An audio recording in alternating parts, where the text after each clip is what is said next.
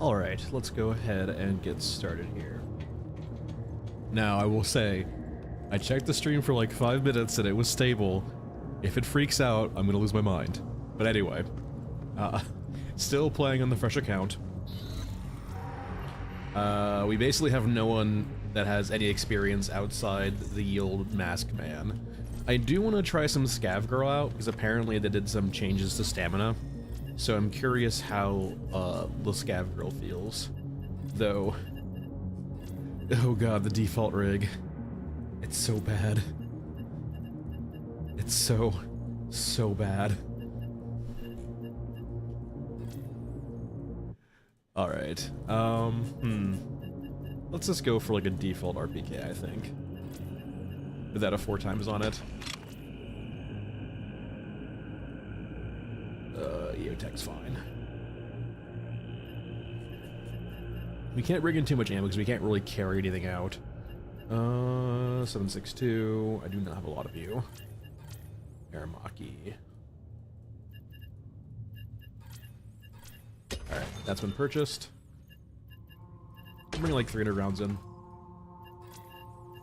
What else? I don't have any meds. We fix that.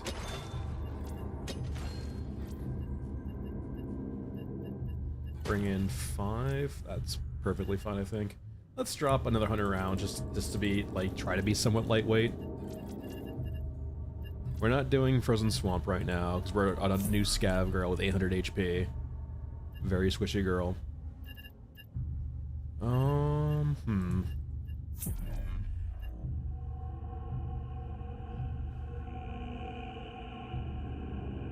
Hey, Fruit Bar.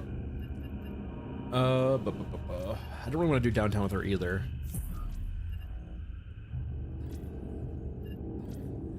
I guess we can do some Scorched Enclave, I guess, with her.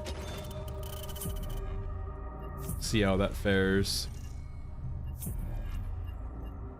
Yeah, Stillwalker's got a lot of hoops he needs to jump through to spawn, apparently.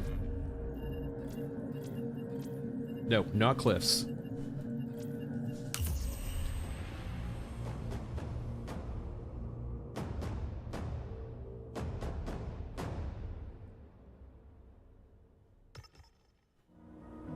So let's see how bad Scav Girl is while sprinting. I kind of just want to do like a 3 blanket test and see how bad it is. So we're not carrying all that much.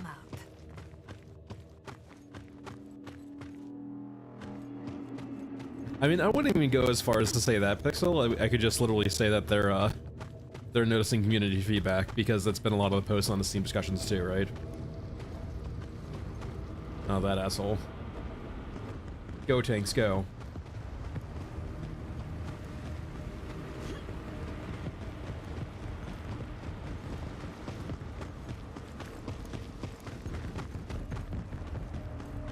I literally, this is my first time playing post-hotfix, so I'll let you know. I don't really have any opinions, because I haven't had time to formulate any.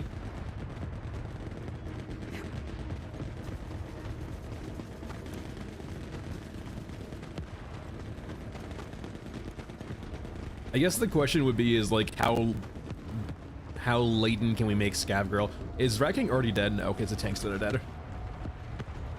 Though one of them will die eventually. Probably Wrecking.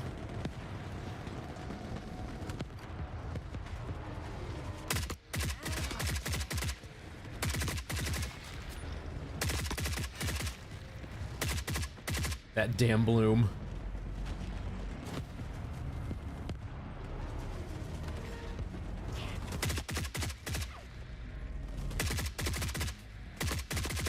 Did I get a headshot? I'm not sure if they, I mean, you would think that they would apply the Europa medium mix and kills to the Rat Gang, but I wouldn't be surprised if they didn't.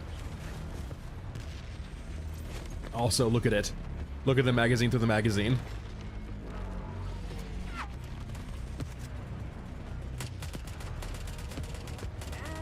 Ah, yes, the mythical stealth. Hey, Momentum, how's it going? What the hell? Is he on a tank right now? He's standing on a tank.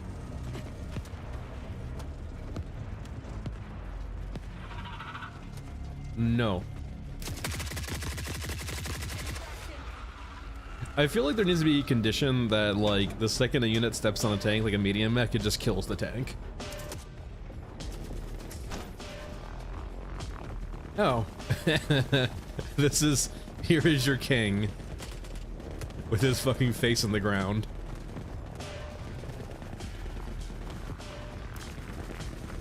This is the idol you worship.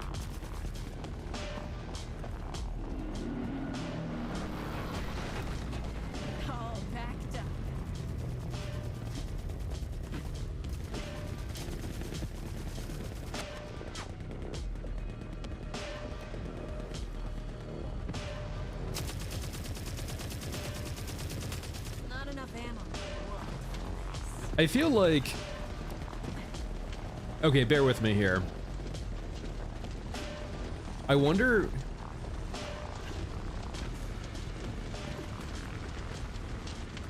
how much work it would make. It doesn't sound like a big ask, right? So, like, two things. A, I can understand what they're going to say is this. They're going to say that if they keep units like this on the field, it's going to break the nav mesh. Or basically break the pathing of new units that spawn. But two things. One, once medium mechs spawn, I don't think I've ever seen medium mechs respawn. There is a weird trigger on Mesa that will have medium mechs respawn, but that's the exception, not the rule. Not a bad deal. So like once medium mechs are above spawn on maps, you don't see them respawn. So I feel like having them die, like, and then just stay there would be fine. But the point I'm trying to really make is like Rat King's gone right, is once they die, I wonder if they could change their actual collision to let you stand on them. Because like right now, the way it works, right, if you try to stand on a medium mech, it bounces you off. But like, and that, it makes sense to me because it would be kind of janky to ride around on a mech, that's perfectly fine. But like, I'm kind of wondering if they can, on the death state, change the collision box of the unit to allow you to stand on it and move around it.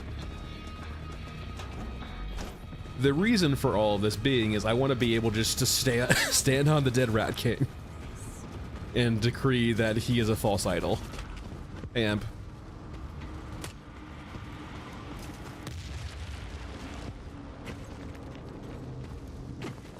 The only medium mechs that do that are on Ash and Mesa. I guess in a way, sort of, kind of, you have like. I do not feel like it would be a very big ask or a big problem for them to change how medium mechs work. We brought all this gun for you. Considering they're not a very common unit. Like the areas where it might be an issue are Frozen Swamp with the one mech, and then Cold in the garbage. Scorched is weird. I mean, like Scorched does to the entire map though if you leave the area. Which, to be fair, it shouldn't do in the first place. Like, maybe it's from a time when Scorch was a bigger map, perhaps, but there's no reason why Scorch does what it does.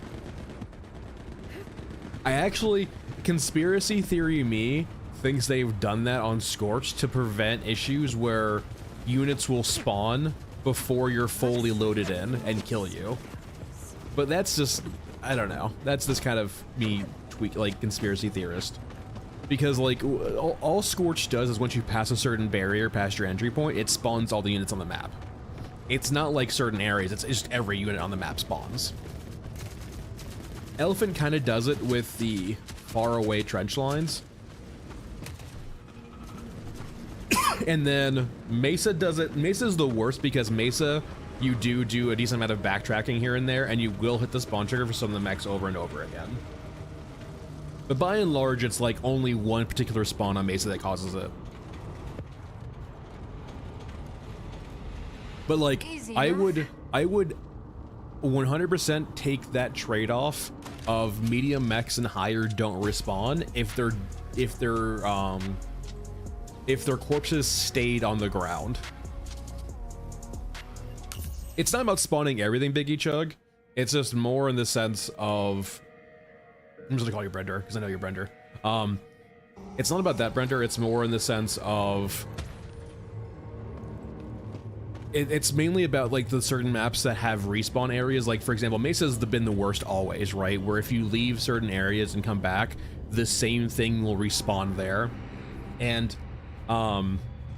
Mesa has issues in the past, right, where it's had very sensitive overlap areas for respawns, where like, say if you go from the road just to the bunker, that transition area between the road and the bunker will have spawns despawn and respawn over and over again. And those are two areas where you're very likely to backtrack and go back and forth between as you move through the map. And there's a set of 2 medium mechs on Mesa that spawn on the road and head down that seem to trigger off that consistently. Like they'll despawn, respawn, despawn, respawn. They've fixed that in previous patches, or most recently, or like the last couple patches, but like Mesa is still by far one of the worst maps for it.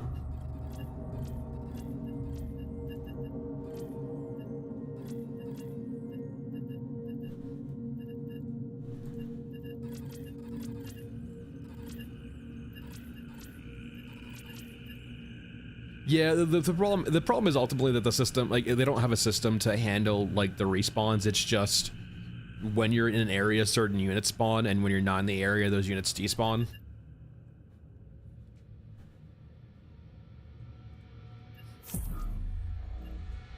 Yeah, there's no, to my knowledge, Mr. Grooves, there's no underlying systems like that. There's no like there's Theaters of War, which is like I think a very simple simulation in the background that's just doing percentages, but they're not like keeping track of like units and rosters or anything like that in the back end via simulation. And they're not like the way they spawn units on maps is from map load, not dynamically from the map itself or from a pool from a simulation in the background. We were doing Mesa. And like, to be fair, I think that would be honestly, I feel like the actual simulation itself is a pretty simple way. The simulation itself is not, I think, very complex because it's nothing like you're not doing anything other than math, right? You're not doing art, you're not doing modeling, you're not doing that. You can run the simulation in the back end pretty easily. The problem is probably implementing it into everything else. Like, if I wanted to, I could go sit and program like a Python fucking program to actually do that simulation. It's not a hard ask. The problem is making it work inside of a game and making it actually impact shit. And keeping track and like syncing it up and just making it all make sense and making it balanced too. That's the actual problem. And then feeding that into the map load too, right? Or how things spawn on maps. It probably requires like a whole rework of how they do spawns in every map, which is a huge ask. Which is why, going back to the key point, right, is like, if they could just do it for like medium mechs or like, and bigger, because the real ask here is I want some units to stay on the map when they're dead. I can understand infantry have to go away. Tanks maybe have to go away too, because they do respawn pretty aggressively. But medium mechs are like the one thing I feel like you should, or and above, or thing, and maybe specials too, where they die and they stay on the map, right? And they don't respawn aggressively, if at all.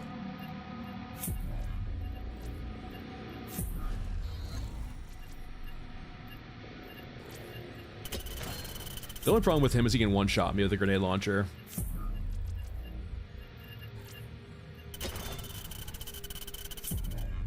That's usually pretty true for all like level characters though. He one-shots you up till a very large point. Maybe like 1.5, maybe 1.6k? I can't exactly recall though what number he requires. Let's go a little bit less and go to 4, so we can carry more out. Alright, so extract, Twinter, and then water map. Actually, while I'm here, I might as well see if how the mag jump is now. Well, not even accomplishment, Silva, but more in the sense of just like battlefield atrophy or battlefield progression, or just like the cool factor of just seeing a bunch of mech corpses on the ground.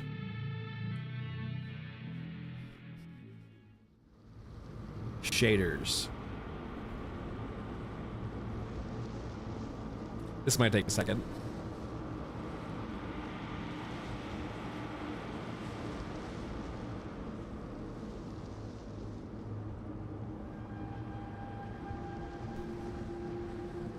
We good? Don't leave anything on the cutting room floor.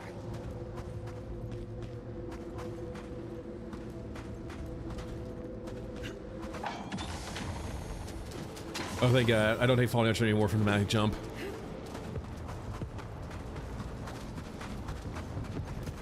Hey, Captain, how's it going? Yeah, I mean, like, unfortunately, like, so Pixel, they can, at the most, I need to try more characters. It's probably going to be a thing where I have to play around with it a lot, Pixel. I'm kind of concerned, though, that it's going to be fucking shaders. I'm kind of concerned that I'll just need to play around with it, right? I need to see how overbearing it is, how strict it is. Like, there needs to be, I don't know. The problem is, right, is it so lenient now that it's basically just, it only comes up in very niche scenarios. I'm afraid I'm gonna get to the point where I'm like, this system's fine, but I'm not gonna be like in love with it.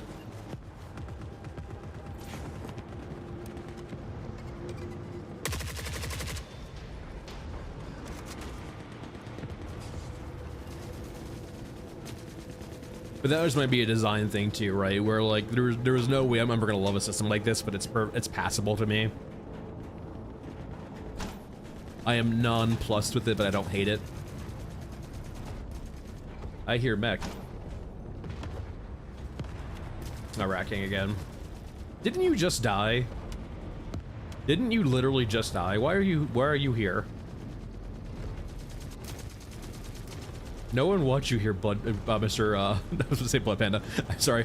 I mean Rat King. I associate Blood Panda with Rat King now.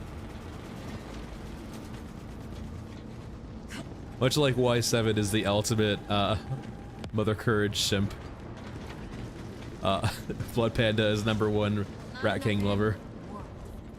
Hello. Can I interest you in a timeshare? That's an appropriate response.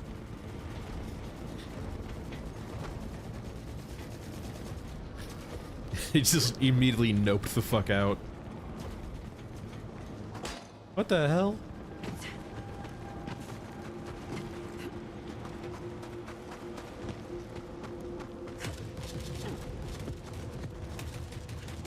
All right, so we're carrying almost like I would say the max for our current rig. So like, let's see how sprinting goes.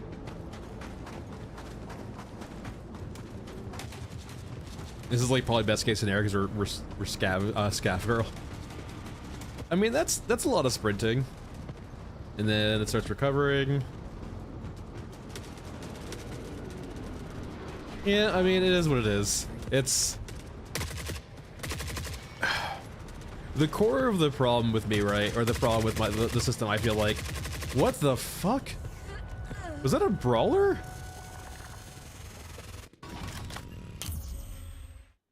I swear, there is something...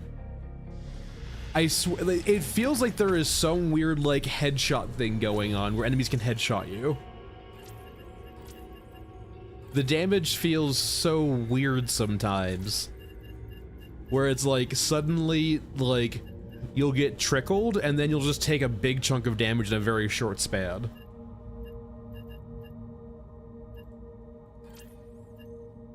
So weird. I don't care, just give me my gun.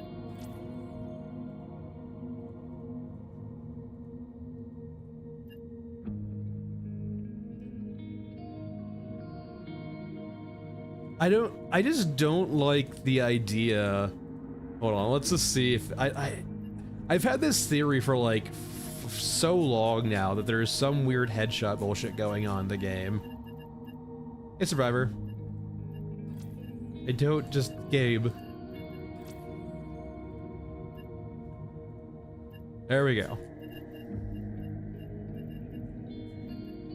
Because like there's this weird segment where like you'll take like let's say like 100 DPS per second or like let's say 200 DPS per second, But then there's like this weird like blip where you'll take like 500 damage in a single shot.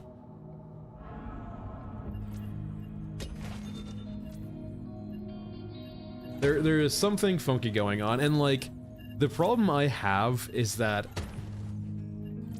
you don't like it doesn't. There is nothing in the game to relay to the player that there is a headshot hitbox. And nor is it a game that it feels like it should have one. Or like, there needs to be a feedback mechanism to let you know that you got headshot, right? Like a dink sound, I'm not saying like literally a dink sound, right? But it's just weird.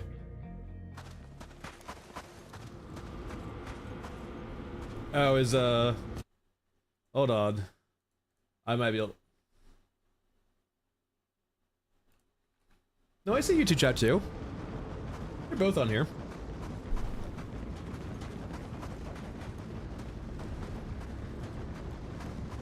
You just saw Survivor in chat, so I'm seeing it. It might have just synced up late. Sometimes Caster Labs can do that, where it takes a while for it to actually, like, get going.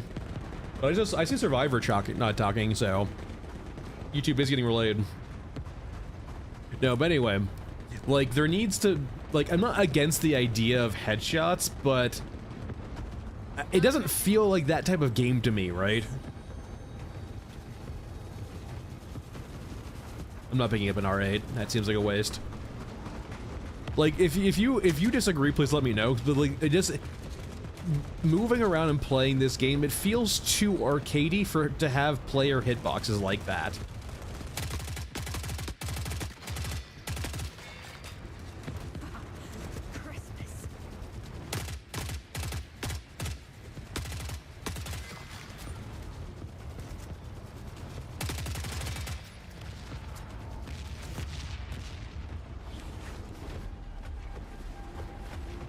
It's probably just lag, Captain. It can do that for a bit. Oh, so we actually might see sync kills. Hold on here.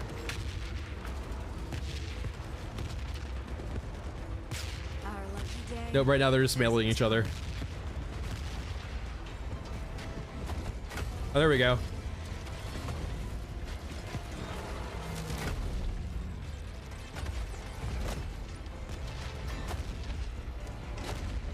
That was pretty gnarly.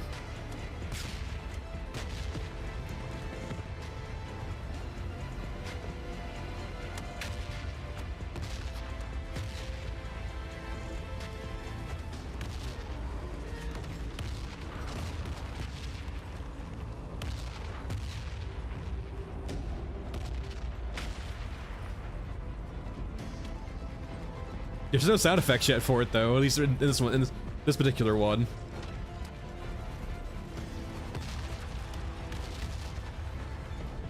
Not enough guns for this. Let's move quiet. God, so many codexes I can't get.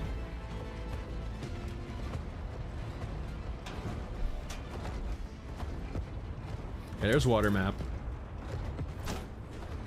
But no, like.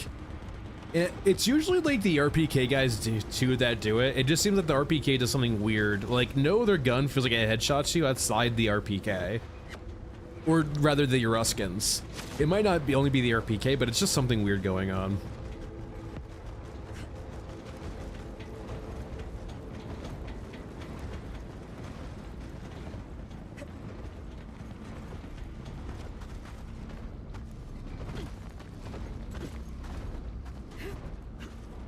Like, I don't hate the concept of, like, RNG per se, but, like, it needs to be in a very controlled environment. Because RNG is a very dangerous mechanic or dangerous concept, it needs to be, like, only used in very special circumstances.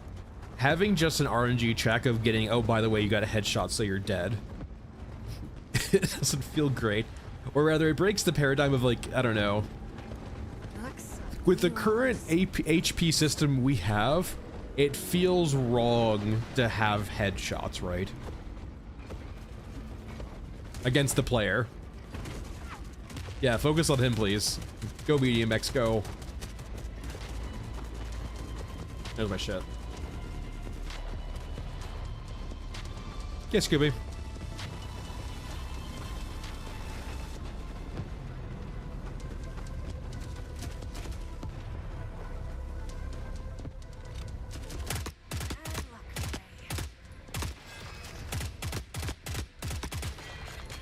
And it could just be too in the sense that like it's not telegraphed weird enough. I don't know. It's very weird. There's lots of different moving parts going on why headshots don't feel good against the player. If that even is the thing, right? It could just be that the RPK has random damage. So it feels like you're getting headshot, but it's just RNG. It could be a weird thing too that the RPK is bugged on NPCs and it's shooting off 3 bullets in 1 shot. Maybe that's it too.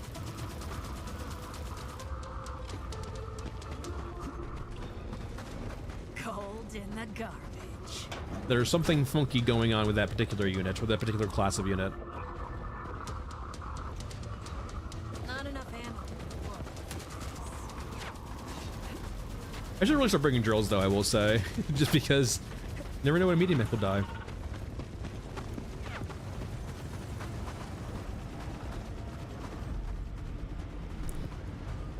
On that note though, I do feel like if medium mechs dying is very consistent and it's not really hard to loot them, the reward from codexes is probably a bit too aggressive.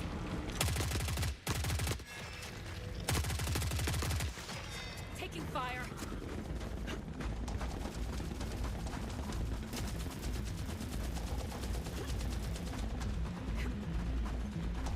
I hope the bastards at home appreciate this. Well, Survivor, like, on the same point, I don't mind that, like, the concept of headshots in Tarkov, because predominantly the way Tarkov presents damage is through the different hitboxes you get hit in, right? So, like, if you get shot in the leg in Tarkov, you have leg damage, which affects your movement. If you get shot in the arm, it affects your, like, your sway. If you get shot in the head, you die. But, like, there's not that level of contextualization in this game, right? And like, and because you're only presented with an HP bar, it doesn't feel fair, right? Or it doesn't feel like it doesn't feel like it's grounded in any reality of the game. It just feels like, oh, by the way, you just take, and like, the big thing is too, right? It's not enemies aiming for your head, it's enemies aiming for center mass and just getting the bloom to your head.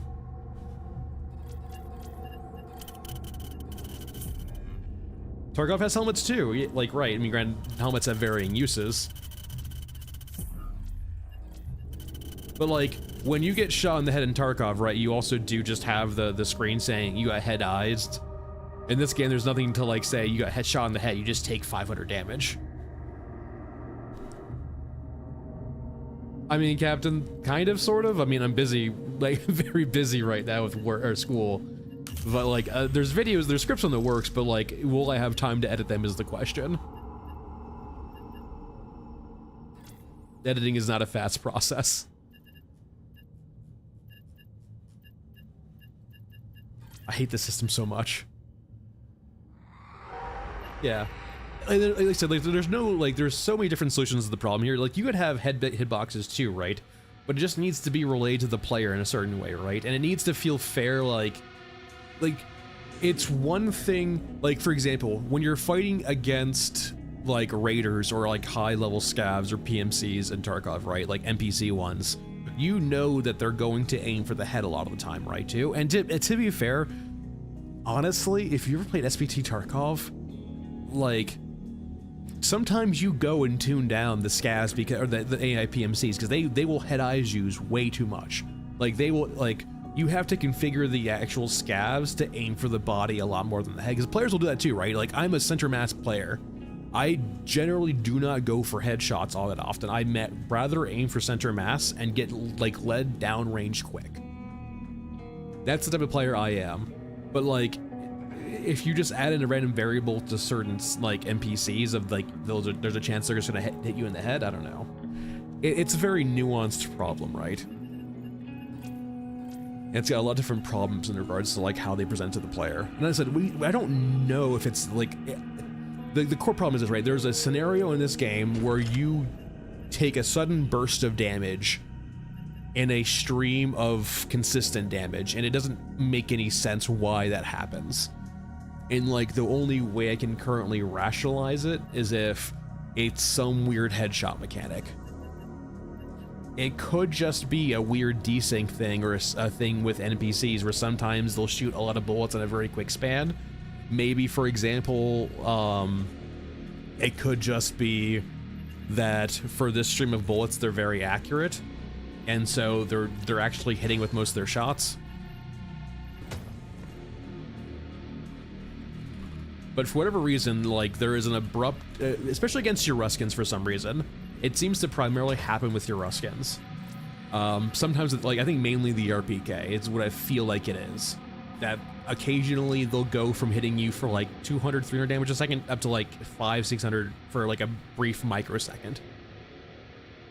Where you take a quick burst that staggers you.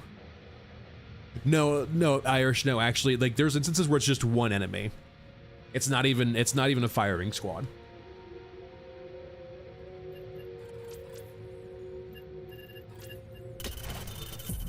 Actually, hold on here. I need to see. I'm here, Heisenberg. Not Heisenberg. I need Airmock or Bundleton. I probably shouldn't bring a lot because this might kill me. We'll bring enough. We won't bring a lot.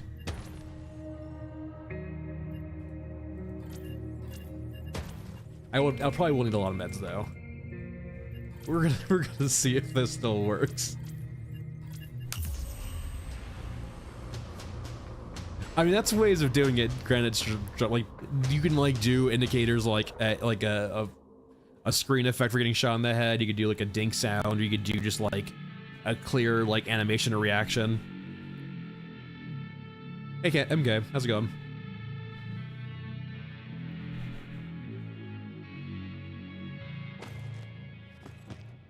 I mean, it's Mr. Grooves. I wouldn't even say it's armor. It's just binary, right? Like, once again, like a lot of their systems are binary, right? Like, I wouldn't call it armor because it just deflects bullets. Like, in a way, it's armor, right? But like, no matter what gets shot at you, if it doesn't have an explosion radius, the armor deflects it. It's not armor, it's just like a reflection wall. Hey, Silver. It's coming along, it's going. They added a few new mechanics and like stamina. So let's see how bad Mr. Maskman is. Granted, we're not wearing a lot right now. Yeah, I mean, it's fine. It is what it is. It just doesn't do anything for me personally. Stamina doesn't change the way how I play the game, so it doesn't affect me in any way. The only thing it does is slow me down.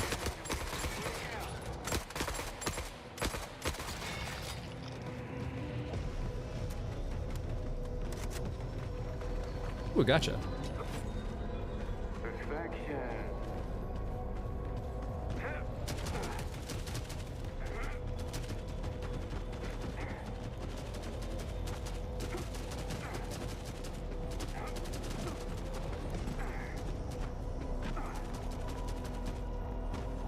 I'll go downtown.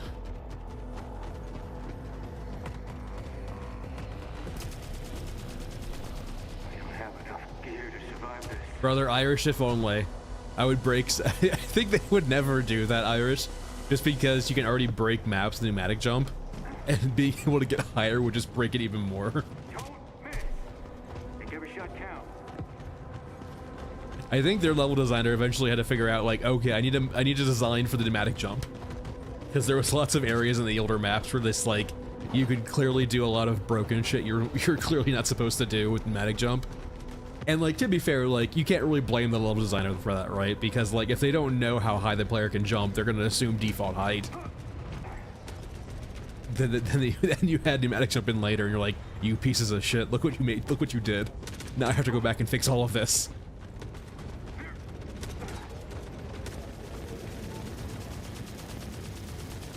Don't mind me, guys, I'm just passing through. I said I'm just passing through.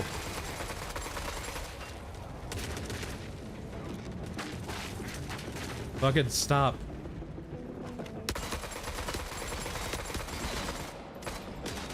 How are you still alive?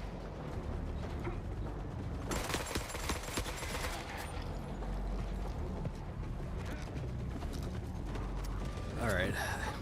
It's not great, I already burned through most of my meds here.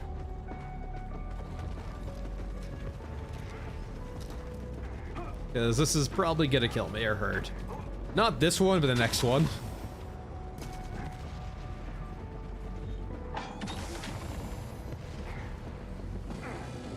I don't have a grenade though. I need a grenade for this. It's fine. It doesn't matter. If we can't get back out, it's perfectly fine. I just want to see if it's still possible. So the key note here is they fixed Pneumatic jump to not have fall damage be like crazy variable or just happen to you natively, just by using this. But they did mention that if you fall without using it, you take the normal fall damage. So what we actually want to do is we want to jump with this off of this. And yes, we basically are out of bounds at this point, but we're not fully out of bounds yet. We're not in the back rooms.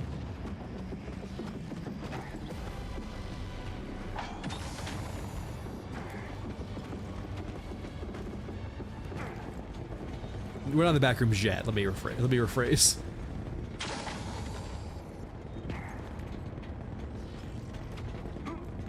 I will say they might have fixed the terrain over here though, so that even though I can get over here via this, it still might just kill me from falling through terrain. 'Cause I did feel like part of these objects over here didn't have collision anymore. Also, I just want to say, this is the way I feel like most of our characters should move through levels, right? Like, the danger should be in the looting aspect, not just the moving around. Like, moving around can be dangerous, don't get me wrong, but like, all of the game right now is just moving through dangerous areas, when it should be like a lot of this, right, is like looking around, trying to find opportunities to find like loot, but using these like side paths and ways around. I have no idea about the navies. I imagine they still have navies. Hey, John.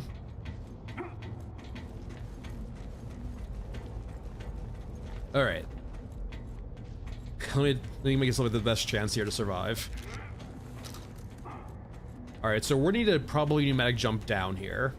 Once again, I don't know if these still have collision down here. If they don't, I'm probably gonna die, but...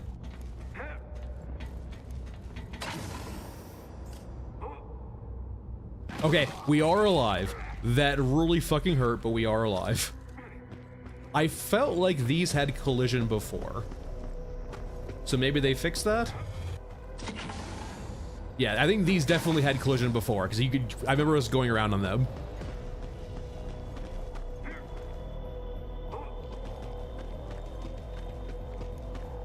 No, nothing's changed. I mean, I have a stable connection right now, which might be helping, but other than that, everything's fine. Oh, wait, okay, there we go. Let's actually go back over this way. Alright, so you can still get out of bounds here. You just need Maskman plus Pneumatic jump, and I would say you definitely need to jump before you fall. And I imagine if you can get back out of bounds, you can get back in bounds with the grenade trick.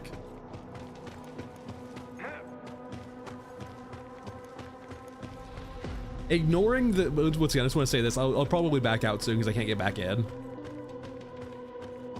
It might have... I mean, Deftones, we're out of bounds right now, right? So you can't really justify why things should or shouldn't have collision, because we're not in a playable area, so why would they care about this? I know that, like, they said they removed some certain areas of downtown where you can get out of bounds, and perhaps part of that, too, was removing certain things with collision. So, like, if you did get out of bounds, you would die from just falling through the floor. But, no. Like, ignoring, like, once again, the janky terrain on the ground because we're not supposed to be here, I feel like, despite the lower detail, right, these areas are still really cool as shit, right? Like, I don't feel like I need, like, I'm speaking for myself here, right?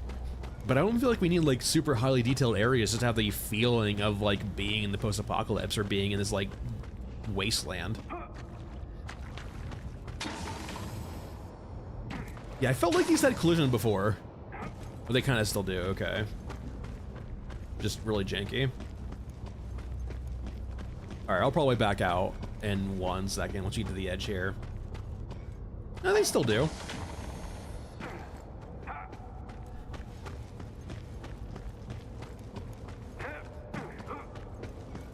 Like I want a map that's like it's just like a tank graveyard that you just like wander through and climb over and just try to find scrap in.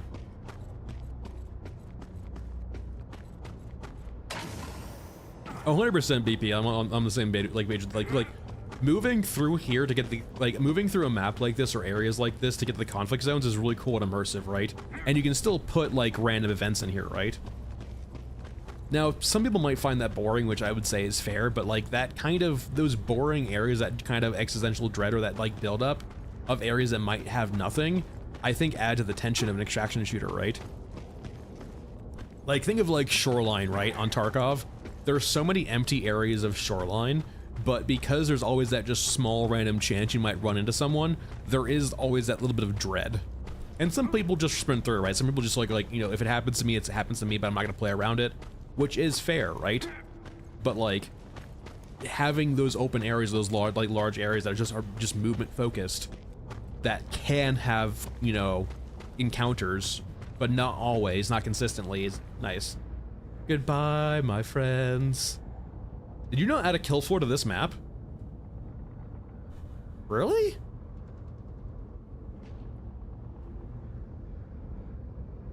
Huh. I thought they had like kill floors to all the maps for this reason. I guess not downtown.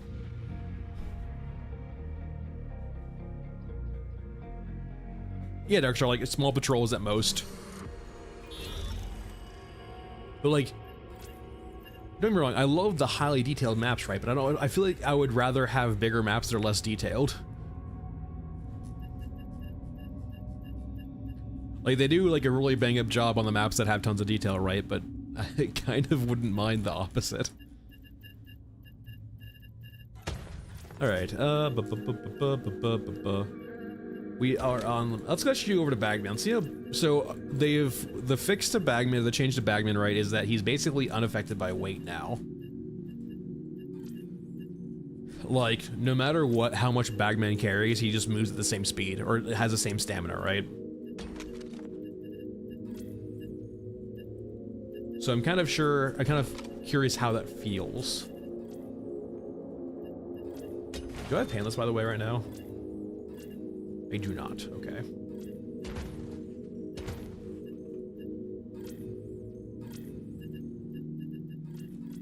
Let me get my A12, I think. Why are these so cheap? What the hell, Gabe?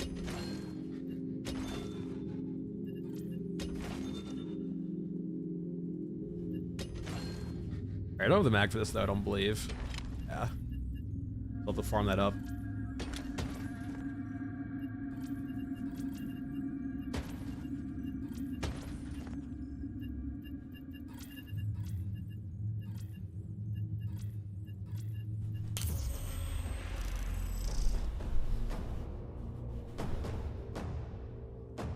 So let's see how Bagman sprints. And once again, like, regardless of weight, he should move at the same speed now, if I recall. Or have the same amount of stamina. You know the drill. Stick together and stay alive. I mean, that's passable, right? Like, it's not a lot of sprinting, but it will maybe get you out of a volley. And granted, you're not really running very far as Bagman anyway, right? No? Guitar? No? I want you to...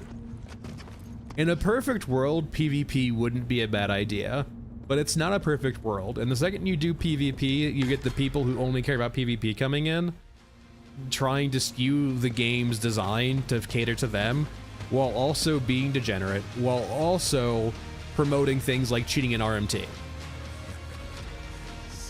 Like, all of those things I just described are things that happen to Tarkov and literally every extraction shooter that's done PvP.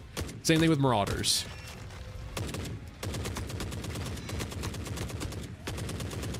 In a perfect world where people aren't degenerate, it would work.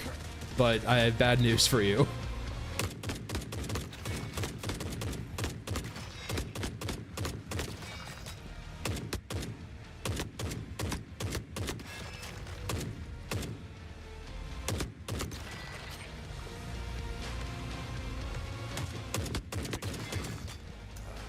Gotta move. I mean, I like survival games. I just don't like if we're. I mean, so survival game PvP is different than I would say regular PvP. Like I still play Counter-Strike all the time. I don't mind PvP like that, right? Because I opt into it, play a game, then I'm done whenever I want to be done, right? Survival game like PvP, right, is you're not really done until the server's wiped. Like in Rust, if you want to be competitive in Rust and actually take it seriously, you literally have to no life Rust for however long the wipe is.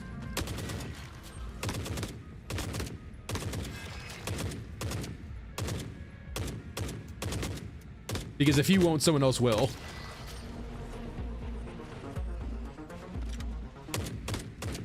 I mean, I don't even think that metas are a bad thing, right? Like, you can say again, like, this even has a meta also too, right? Like, you could say, for example, I think, John, that there's plenty of people who will play PvP games. What the hell? Are you above me? There are plenty of people who will play PvP games and not do the most optimal thing, right? And they're the same thing in this game, right? There's plenty of people who will do the optimal thing and people who don't. Like, for example, if you're not running a silencer, you're doing yourself a disservice in this game. And I think that's a bad thing, right? Like, that's why I take issues with silencers. It's also why I was kind of pissed off last patch, not this current patch, but last patch, when they added more silencers to more guns.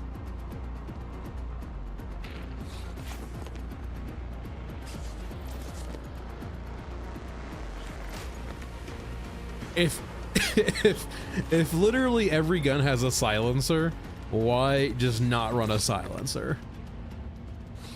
Especially when the uses of silencers are binary. It's either you have one or you don't.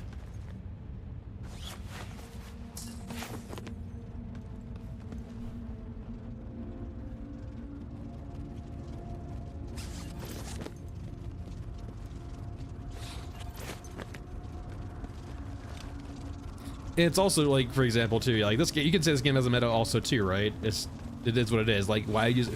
There's not really much reason to use SMG in this game, or an LMG. Like, you can do it for immersion, but you're not playing optimally.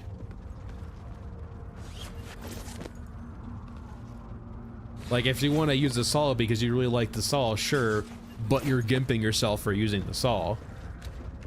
Now, it's a PvE game, so you're not competing. So like it affects no one else but yourself. But in a PvP game too, right?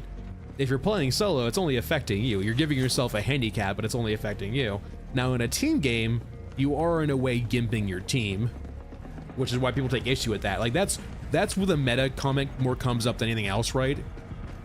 Is if you're playing a team game and you're gimping yourself by doing the rule of cool as opposed to playing the meta or playing the best strategy, then yeah, you're hurting more people, other people than yourself.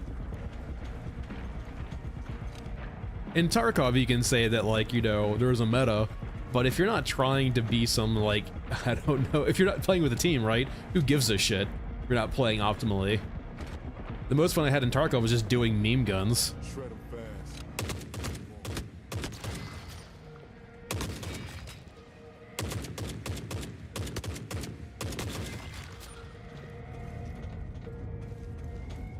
Yeah, Survivor, I'm pretty sure you're gonna need a graphics card to play this game. The only gun, Tandy, that breaks that paradigm is the Scar, because it has a lot of power behind it for not having a silencer. But no, yeah, like, it's essentially a noob trap for running any gun without a silencer.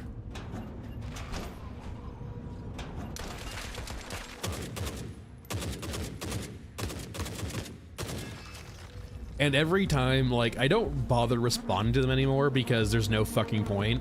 Because they just can't get through their fucking thick heads, to be honest. But anytime I see someone like, why is the Scar's integrated barrel not a silencer? Brother, have you ever heard 50 BMG silenced? It's not fucking silent.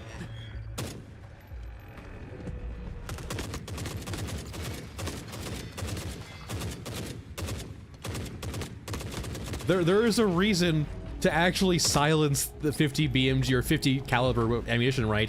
They make snubby ammo. Like, that's literally what the VKS is. It's basically 50, but snubby, so it can be silenced.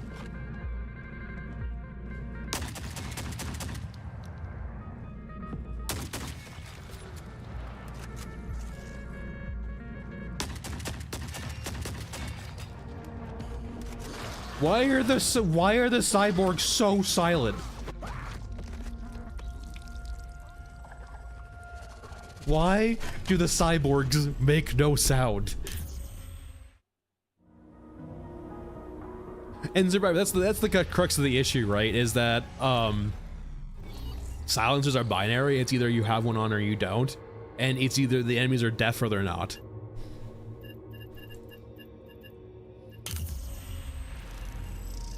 Am I to the point where we can stop leveling you up? Probably not. Probably not to like 2025. Man, the one thing making a new account for this wipe has like really reinforced, in my opinion, is how fucking bad the leveling up system in this game is. It's so egregiously bad. I hate it. I hate it with every fiber of my being.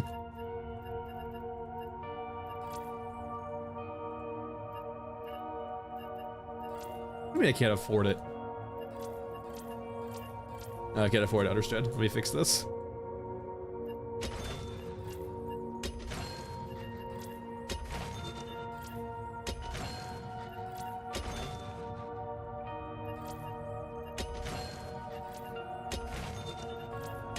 Alright, that should be good enough for now.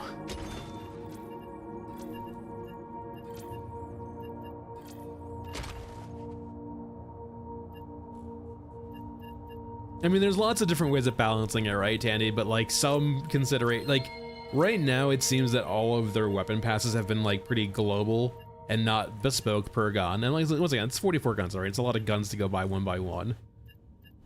But like, if you're gonna have 44 guns, that's kind of eventually what you're gonna have to do. You can kick the can down the road as much as you can, but eventually you're gonna have to balance the guns.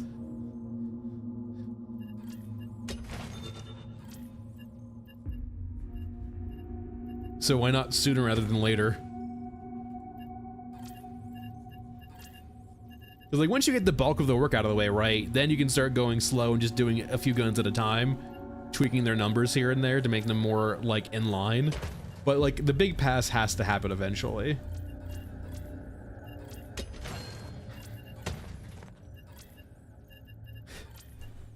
All right, let's go get some what's it called? Some codexes. I want some money. Let's bring a few drills in, actually. I don't think I'm gonna need this many drills, but let's see. Let's go to Mesa.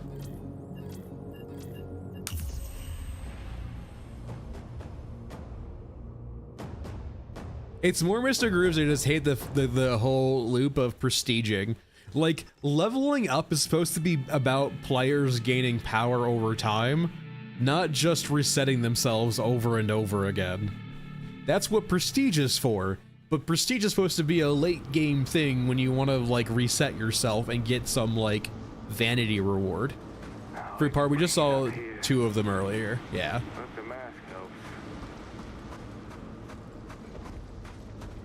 Alright, we have one side of mechs, we have the other side of mechs. As long as we have T90s too, T90s work. T90s or other mechs.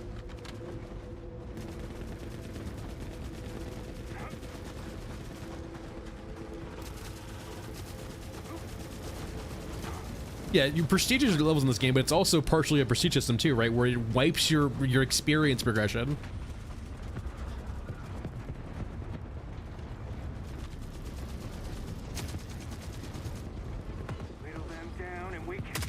It is... You could have stuck me in a room for 100 years, and I would have never come up with their design for leveling up. It is so counterintuitive to my whole like concepts of leveling up. I would never be able to come up with it in 100 years. It would never work. Alright, as long as there's T9s, they should die. Eventually. Might take them a while though.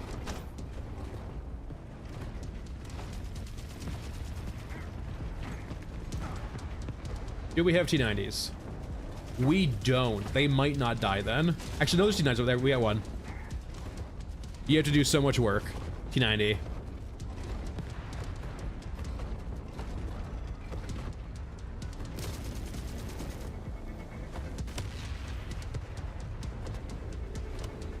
Oh, I'm at only like 24, I think, on my main account with Maskman. I've stopped leveling him up. I don't want to be bothered. Same thing with, like, I think Old Man's like only like 8. I think Scav Girl's like 15 or 20 for me, somewhere between there. I don't prestige him up anymore because I don't want to deal with it. Oh, they already killed the T90, I think. Was that Merkava always there?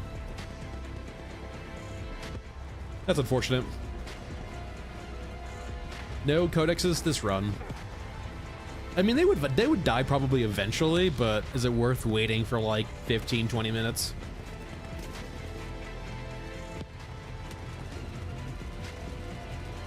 Yeah, that's also important to like too, like, Guitar, what's the exact point of like spending your experience if it's just gonna go away in like one more run? 100%.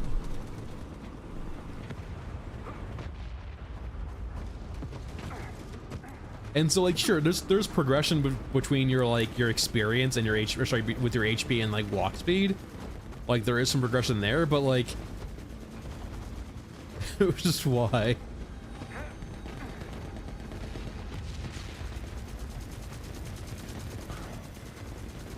Oh, they could die actually if they just stand in the fire over there long enough. Infantry do good sustained DPS over time.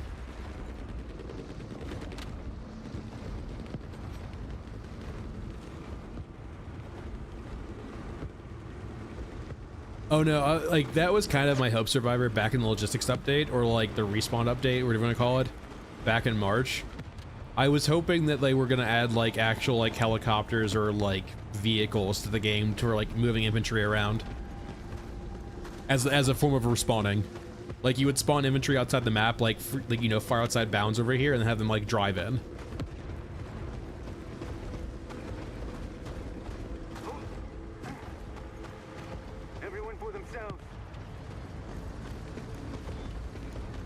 Now, I'm kind of curious. These mechs usually despawn if I move too far to the right here. Are they gonna disappear in a second? Can I go into the field over here?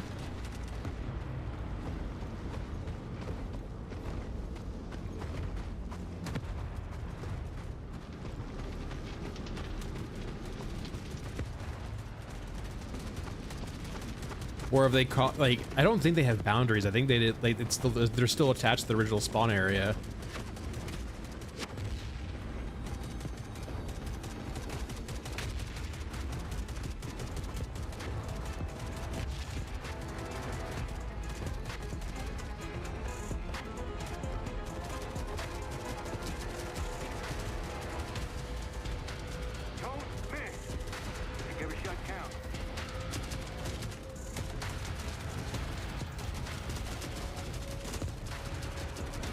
Is the other one still back there too, or did it walk away? But it's still over there, I think. Yeah, you can see in the silhouette in the background.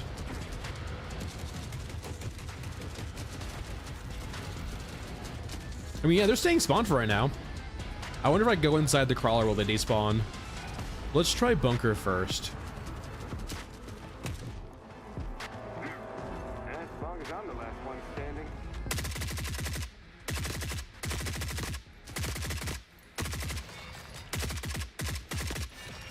Actually, are you RPK? Diminishing by the second. I'm kind of curious if I can see a headshot here. I think he's an AK though. I think it has to be an RPK. Sir? Hey, Vivi.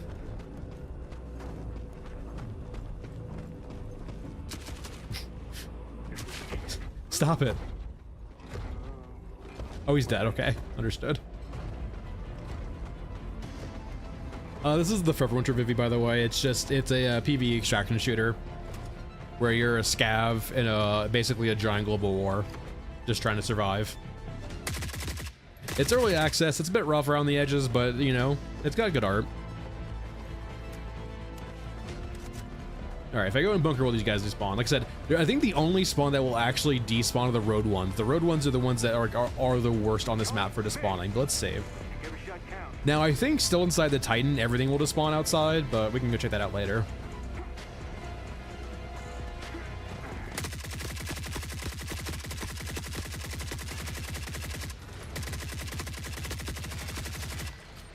Maybe allowed. Hold on. Alright, we're good. Yeah, they're still there.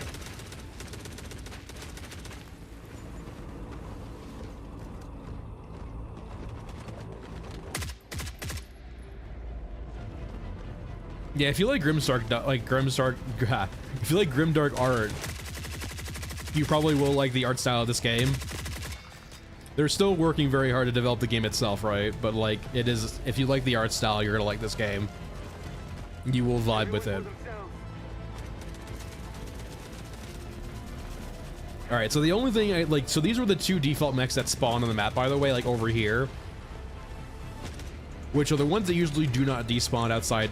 I think this is the only area on the map where these units outside will still despawn.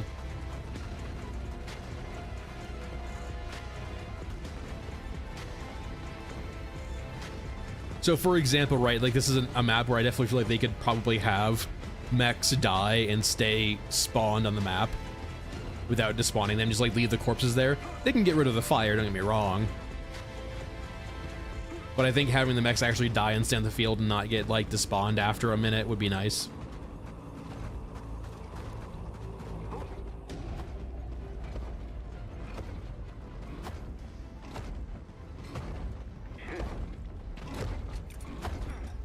Sir?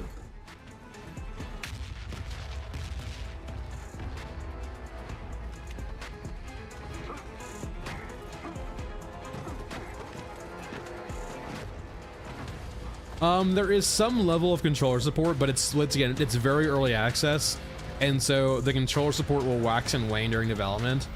Like for right now, a few of the controller players I know about have like said the controller support is very rough right now because they've done a few things to like add recoil to the guns, but they haven't compensated for that for controller players. So like it's mouse and keyboard primarily, and there is controller support, but like it can wax and wane depending on patches, like how good it is with the controller. I do believe they're trying to do console eventually, knock on wood. So they do eventually have to try to do full controller support. I think so, Fruit Par.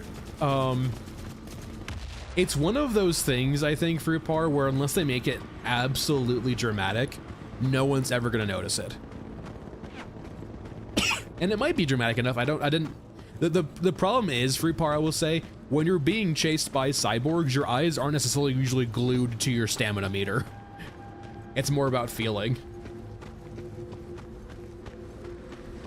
But now, as you can see, like this is the one area of the map, for example, that will will despawn everything outside. So the mechs are gone, the infantry's gone, everything is gone once you go inside the crawler here. And now if we go back to the ground floor outside, those mechs will probably respawn over there. So that would be kind of the issue, for example, if you had mechs be persistent corpses on the ground, where if we went to an area, for example, where they despawn, head back outside and respawn them, it would be a way of like in a single level farming mechs over and over again. Hey, Bit Mom. I'm glad you're enjoying the game.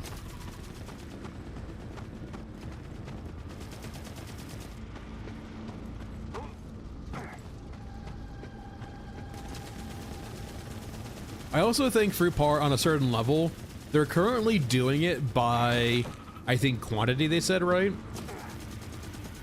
Did they say quantity patch? Did they say that they were doing it in patch notes? I can't recall.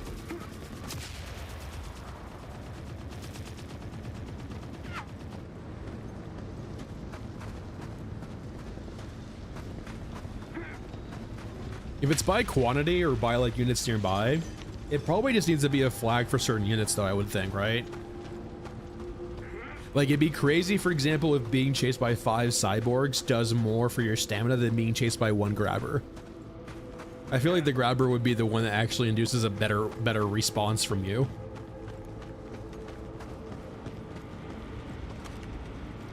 I also do think too that the way I would honestly frame it, Fruit Power, is it's better to give the players the power to tap into a reserve than making something that the players have no agency over for if they feel under duress, right? Because in a way you're trying to, I feel like, program a player experience as opposed to giving tools to the player that they can fine-tune their own experiences too, right? So yeah, once again, you can see the respawn mechs here, right?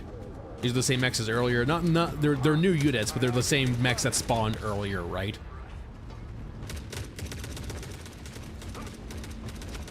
What the hell? I guess just collateral damage from the mechs, I guess. Was that a pot shot?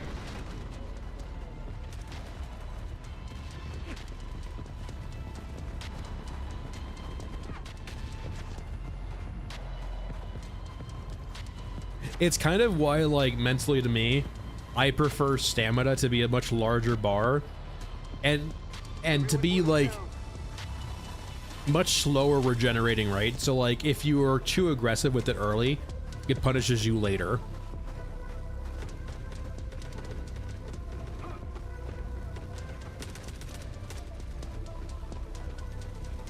I mean, that could have just been spread, though. The mechs will do that with those guns all the time. Like, I'm not saying it wasn't a pot shot, but it would definitely be a situation where, like, unlike certain scenarios, that could have easily just been not a pot shot, just it like attacking an area, right? Those guns have lots of bloom to them, so it could have just been an accuracy and unluckiness. As long as I'm the last one standing.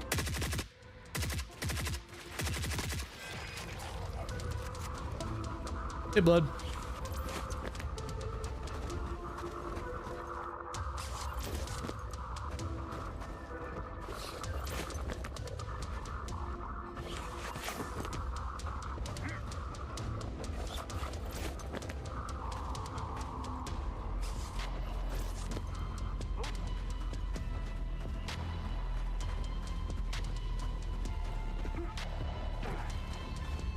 Out we go. Well, we're still here. I count for something. That's kind of the issue I have, Fruit Par, right? Is that, like, you would feel like in a scenario where being chased by a grabber, you would, like, try to stay alive the best you can by using all your stamina, and that's a problem where I have. That's the problem I have conceptually with the easy come, easy go. Is that you don't get lots of sprinting. You only get lots of sprinting. Like, I would even say, like, Scav Girl does have like 13-14 seconds of sprinting, but in the grand scheme of things, it's not a lot, right? And the problem is too, right? It's like you have walk and then you have sprint. There's no in between. All right, let's try to get a codex from these guys again. Let's go over to them for. Why not?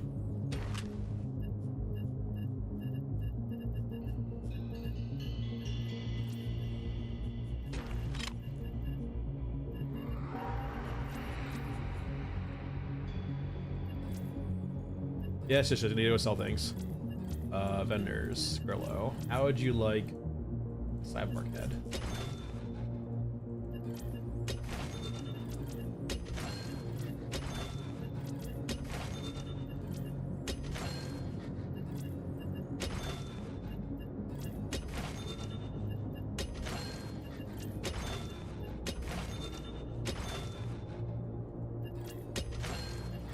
Close enough. Vendors, Grillo. Boop. And then what else? Oh, that's good.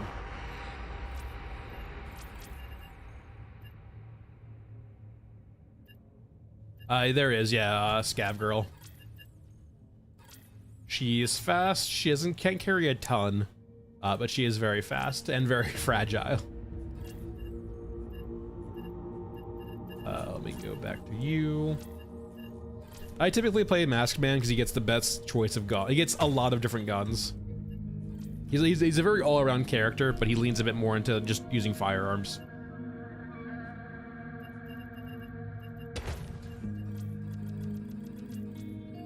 Yeah, let's just go crazy.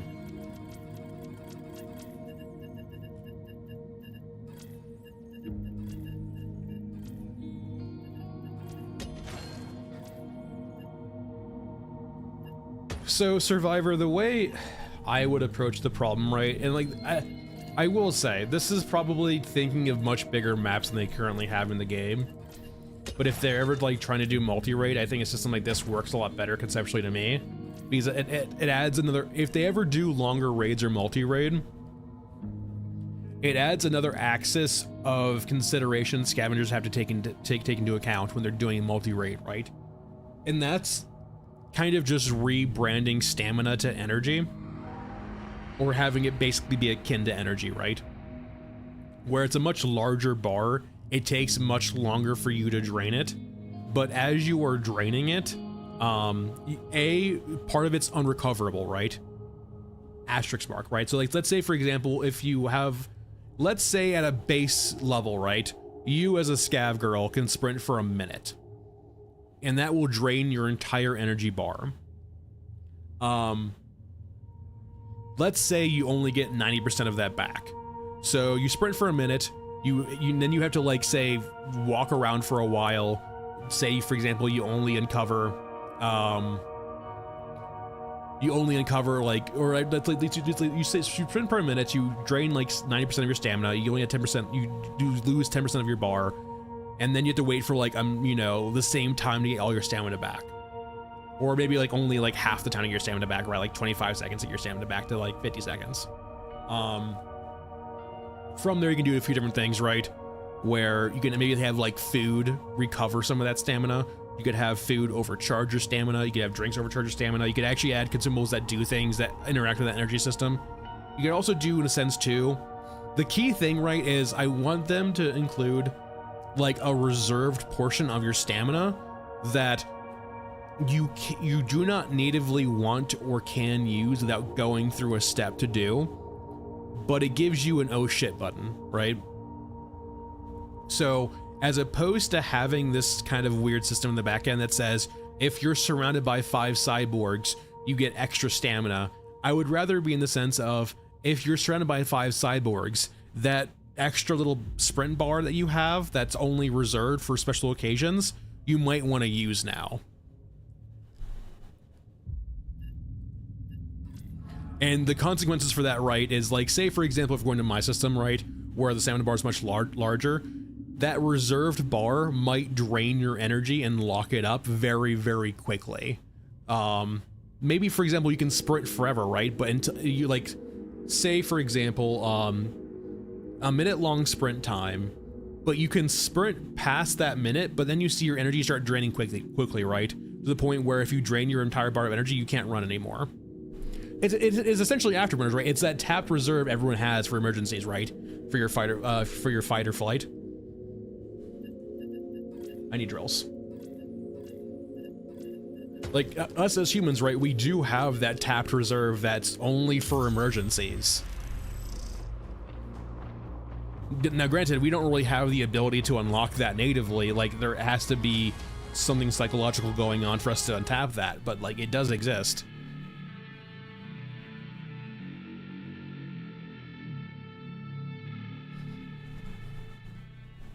I don't have a good feeling. Maybe I haven't played Peak, so I don't know.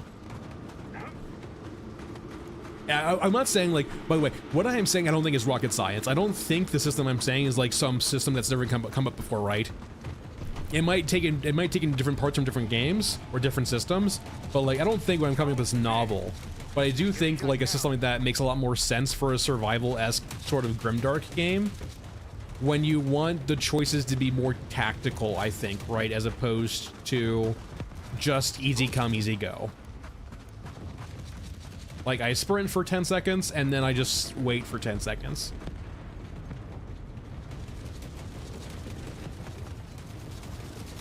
So, it's just easy come, easy go.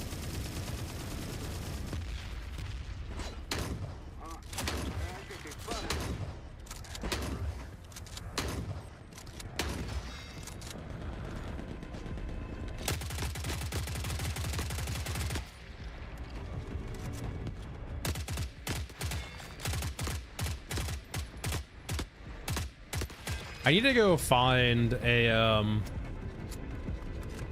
I'll get your Ruskin with an RPK to get headshot from.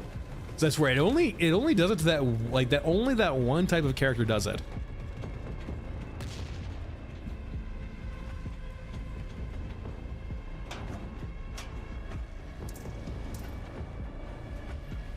I wouldn't get too complicated like that. I think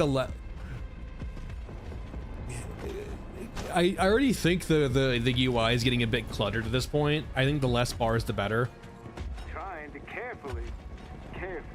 I'm not the biggest fan of the UI currently. Nor with, and like especially too with consumables too. Like that's the problem I have with the adrenaline stim, by the way, and why I don't use it that much is like I don't really like having to like go through the consumable bar over and over again. It's not one of my favorite parts of the game currently.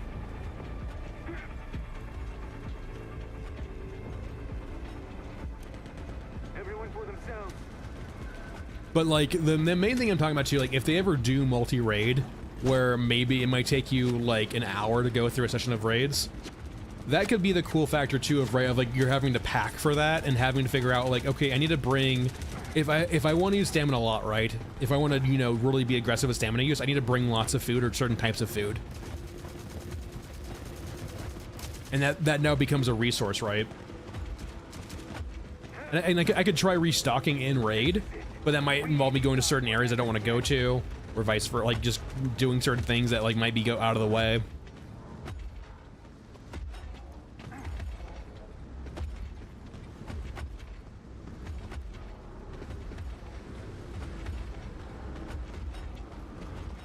Yeah, the more weight you carry, the less you can sprint with stamina. Bagman's unaffected. Gunhead doesn't have stamina. Scav Girl, I think, is the most affected by stamina weight, or by weight. And everyone else falls in between.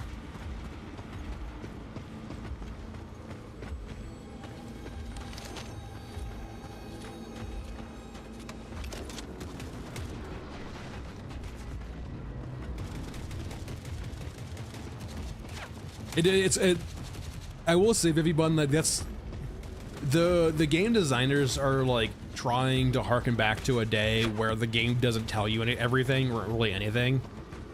So there's gonna be lots of systems and lots of things you kind of just have to figure out because of intended design, I guess is the way to put it, I guess. Sort of, kind of, right? I mean, I wouldn't, with the personal way of how I play, I do not think the sprint bar and the weight I'm carrying, I would never not bring something in consideration of my weight. I'm always going to bring in lots of ammunition and meds no matter what the weight does to me.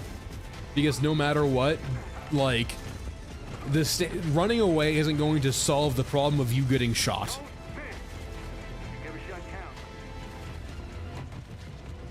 Like, the maps aren't designed that way, enemies aren't designed that way. Like, running away will solve some of your problems, but stamina is a limited resource, so it can't solve all of your problems.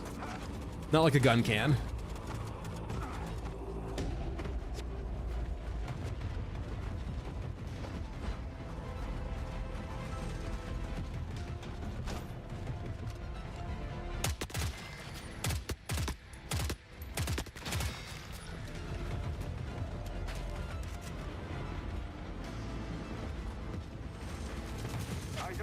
Yeah, Lewis, fundamentally, like, they have to focus more on how players play the game, I feel like.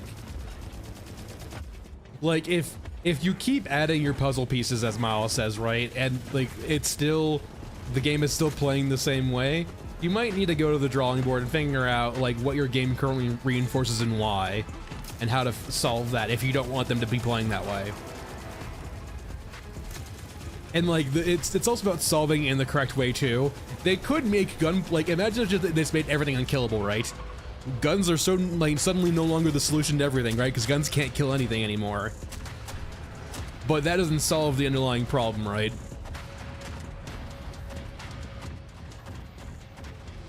No, keep going, Vivi. Vivi, I am here to answer questions, so don't, you're fine.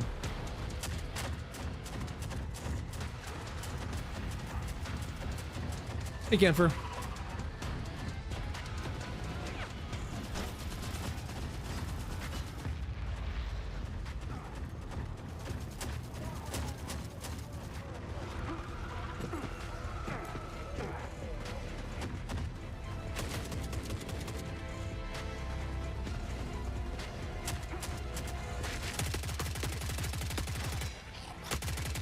Hold on, hold on.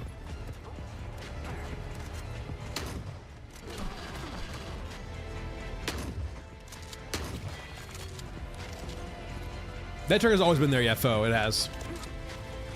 It's been there for eternity.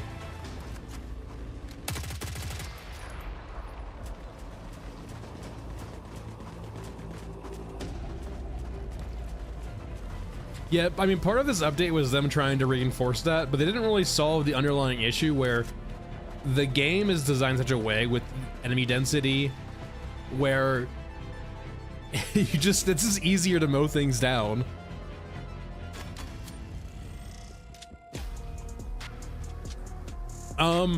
I would say the game has peer-to-peer co-op.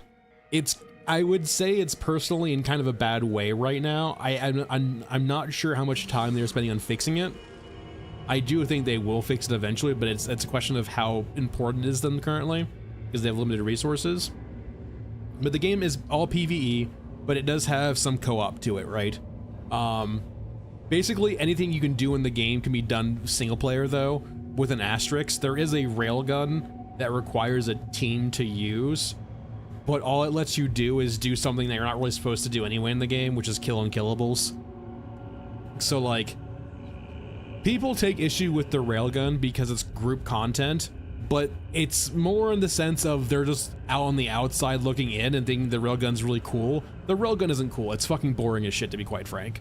So like, I would personally say that most of the game is mainly solo, but you can play co-op if you want to. Yeah, so to give you a concept, Fundog is a team of between 20 and 30 employees that are predominantly artists first. I mean, artists for game development, like, right? They were all like artists for game development. They're like, I'm not saying that they're artists from like, they have no experience in game dev, they're game dev artists. They do have, I think, 3 programmers as per their own words, right? So they have 3 developers who can do the actual coding of the game.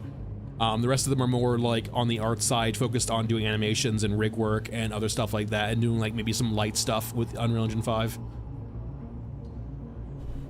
So it's a very small team, correct? It is an indie game.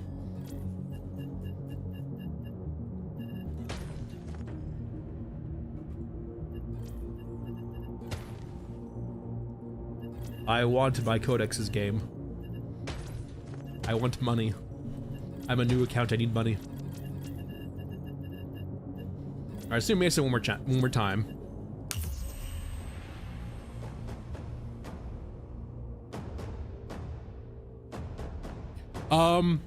Are you using a silencer, Moon? I will say, Scrapyard is a map that really wants you to do combat. The stealth, like trying to play like Scrapyard stealthy, is really gimping yourself. Even if enemies die on that map, enemies respawn super quickly. I will say, actually, Moon, if you really truly want to play Scrapyard stealthy, the first thing you need to do is go blow up the bridge on this map. Vivi, I mean, by and large, like, I mean, I wouldn't say that there's... All right. I'm gonna have to be honest with some of y'all. And it might not, I'm not saying it's all of you, this is a very generalization, right? But Grimdark and normal human beings just do not go hand in hand. I've played at hobby stores. I used to play 40K when I was a teenager. I've played D&D. I've been to hobby stores all the time. People who really like Grimdark. By and large, y'all ain't fucking normal. And that's okay. But sometimes that can turn into being antisocial or being degenerate on the internet. So while I'll say, on a whole, the community is fairly good, that's always going to be an asterisk of your results may vary.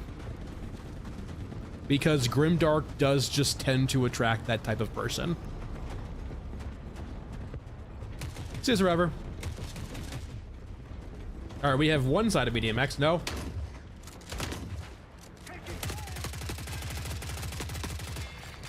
No, stop it.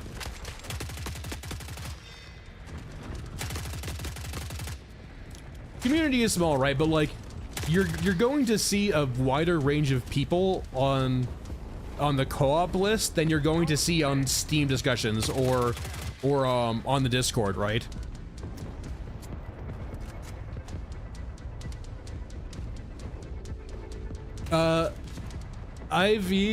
or 1v, I don't think they can do that for performance reasons. It's cool in concept, but I think performance-wise with the game they currently have, it would nuke everyone's PC from orbit.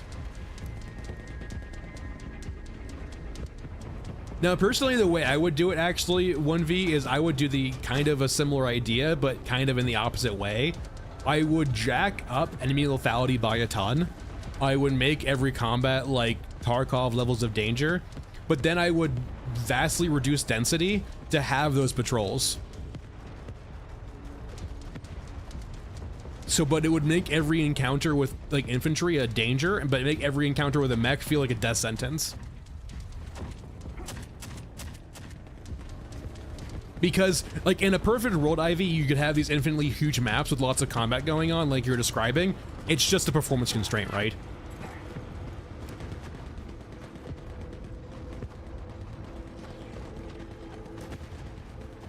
Hey, Jojo.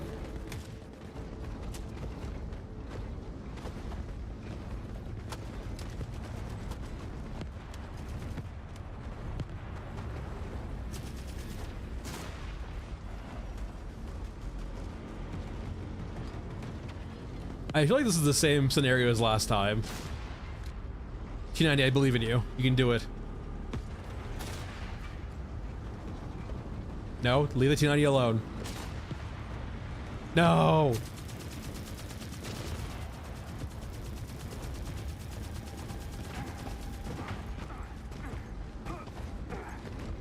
The one time I bring drills, or the one time I don't bring drills, we get the actual mech versus mech fight.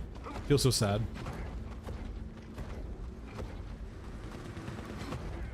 No. Leave me alone. Well, it's not even that, Mr. Grooves. It's that we're not... My coat's still bugged. Did they say they fixed this? My coat? The big thing, Mr. Grooves, is that we're on the periphery of the war.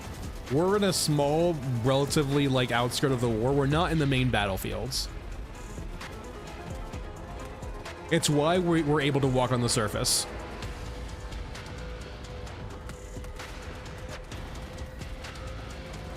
Like, if we were actually in, like, the actual full combat areas of this world, we would never be able to go to the surface. It would just be death. Now, Miles has made some rationalizations, for example, on that, of, like, that's why we don't see infantry here have, like, stingers or ATGMs. I think that's kind of a cop-out, to be honest, or rather, like, if that's his lore, I think it's kind of shit, to be kind of frank. I know that sounds mean, and it is mean, I'm not gonna say it's not, but, like, the rationalization that just because infantry are on the outskirts of a war doing skirmish work doesn't mean they don't get anti-tank weapons is kind of ludicrous.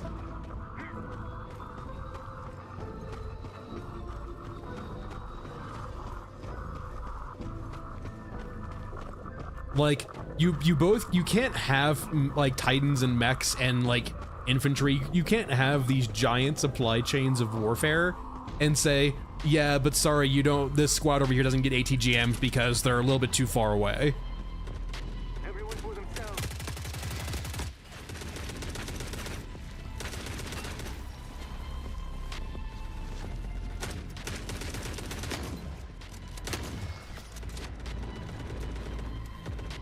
I'm not even saying in what capacity. See, okay, here's the thing. It's always better to be open-ended with your critiques and not be specific. I know it's always fun to say, I want gun X, Y, and Z, but if you can better just highlight the issue you have, it lets the creative be creative, right? Like, if you go to an if you go to an artsy person and say, I want X, Y, and Z, there might be some pushback, right? They might be, like, hesitant to do what you're asking because you're being very definitive or you're being very strict in your ask. But if you rather lead them on, rather, like, instead of saying, I want a Panzerfaust, I'm saying, I want an anti-tank weapon, right? In any capacity, you now open up their creativity, right? Saying that, I'm not gonna tell you what to make, but I want you to make something that fits this very broad criteria. And you can do the same thing to game designers too, right? Of like, as opposed to saying you want X, Y, and Z system with exact specifics, like just say like the current system, I have a problem with this, right? Like the one thing I will raise a lot with them in the sense of, I think your systems are overly binary. So that's not saying that they need to do X, Y, and Z. It's more in the sense of, I think you need to add more nuance to your systems. That means they can do it any way they fucking want, right? They can come up with their own solutions, but having them be aware of that problem in the first place is very important. Eyes on us. Spread out.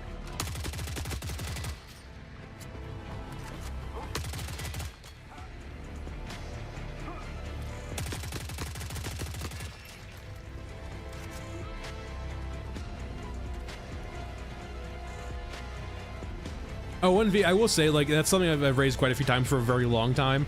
The ambient sound in the game is, considering we're supposed to be in this giant warfare area full of battles, the amount of ambient noise in the background is way too low. It's like Christmas. Like, if we're in a battlefield across the entire local sector, Gotta open those presents. even if we're only in a small section of that during the map, we should be hearing tons of sounds coming from outside the map.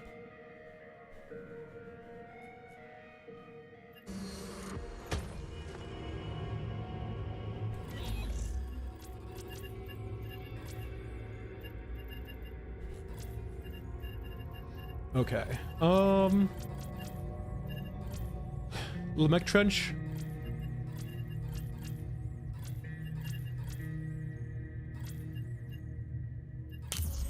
Stamina training, I can sprint for longer, oh boy.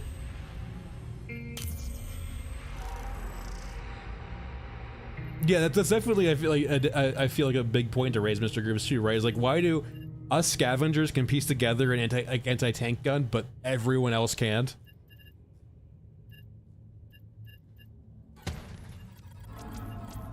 That definitely does feel weird.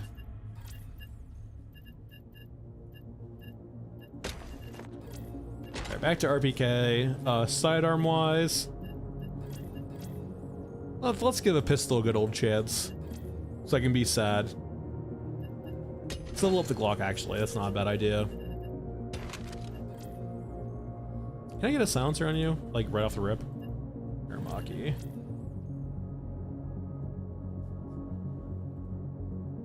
I think it's like a snubby one. Yeah, it should be this one right here.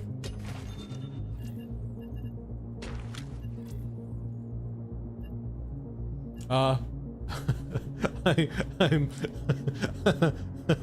not sure. I'm not sure if that's exactly right, but I'll take it.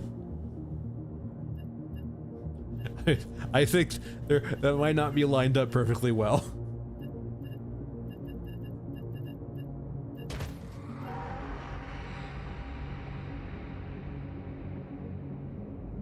Camper, I don't know, but if I did know, I couldn't say. I will say I do not have any knowledge really more than you guys. I might know one or two more things than you guys, but not really. But no, that's so outside the wheelhouse of what I would know. And even if I did, I couldn't say either.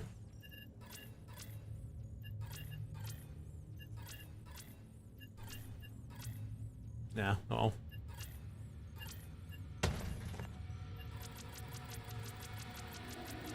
I mean, I had a heart-to-heart with Miles, right? And I think I do think he got the message that communication's been very lackluster ever since they got rid of Mads.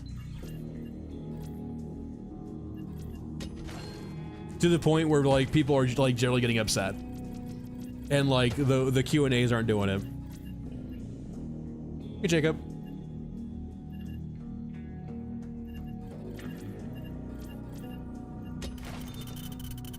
All leveling does, Lewis, is lets you actually buy stuff from the vendors for those guns, as opposed to finding it in game. I mean, it was a couple weeks ago, but yeah.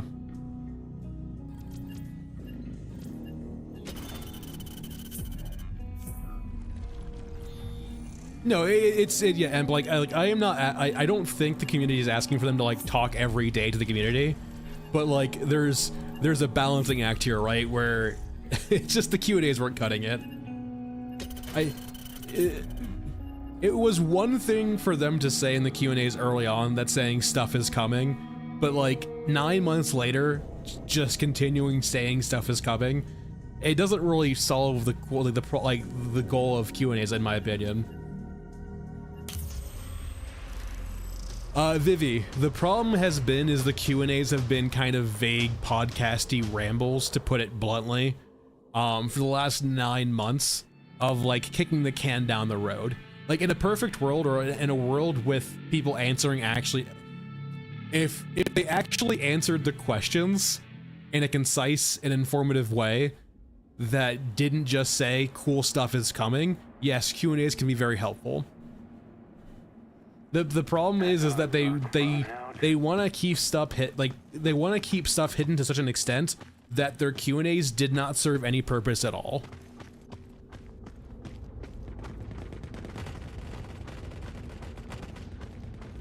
Well, the problem is like anytime we try to get them to answer anything, it's usually met with a non-answer. That's the crux of the issue, right? And they might not view it as a non-answer, but it's a non-answer to us. And thankfully, okay, I'm not gonna take full credit. I might take credit for this actually. I don't like taking credit for things, but I will say I think the heart-to-heart is what caused the dev blogs to happen. The dev blogs have been better than the Q&As have ever been. Like the first dev blog was like, this is way better than every Q&A that they've ever done. And the dev blog came out shortly after my heart-to-heart with Miles.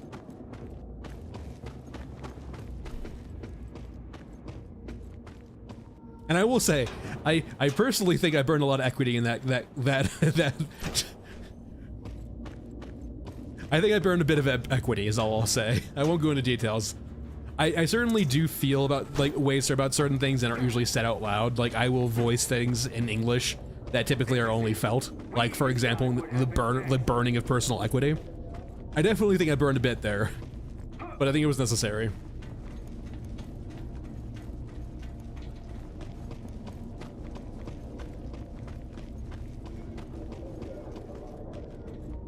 No, it was more minus, minus, minus.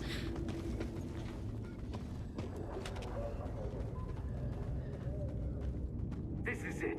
We decide what happens next. Oh, Vivi, no, I mean, so you're saying, no, like usually with small games like this, the community is usually way too involved actually. I've had to temper myself, like myself too, because like one of my previous games doing Spice Wars, the devs were active in Discord like every workday.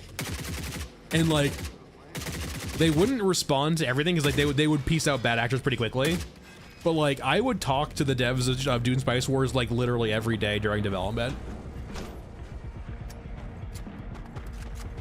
And no, like I know it's like that's unrealistic for me to like, you know, expect out of these guys, so I don't. But like, they were very, very like on board with talking to the community, right?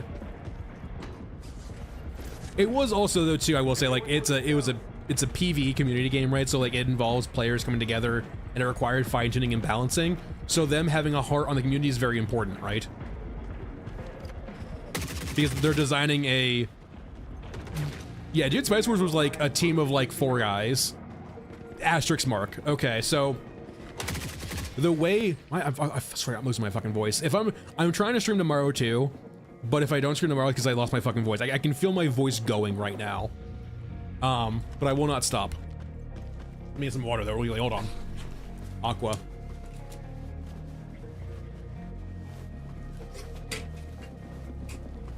Okay. Anyway, Dune Spice Wars is made by Shiro. Shiro Games is a... Yeah, fucking... Respawn's behind me. Good to see it. The respawns are so thoroughly aggressive with this game. Anyway, Shiro is made of... Shiro is a company that does multiple different projects, right? They usually aren't... Shiro isn't a one-game company. They make multiple different games, they support multiple different games. They usually do not stand a project for an overly long period of time.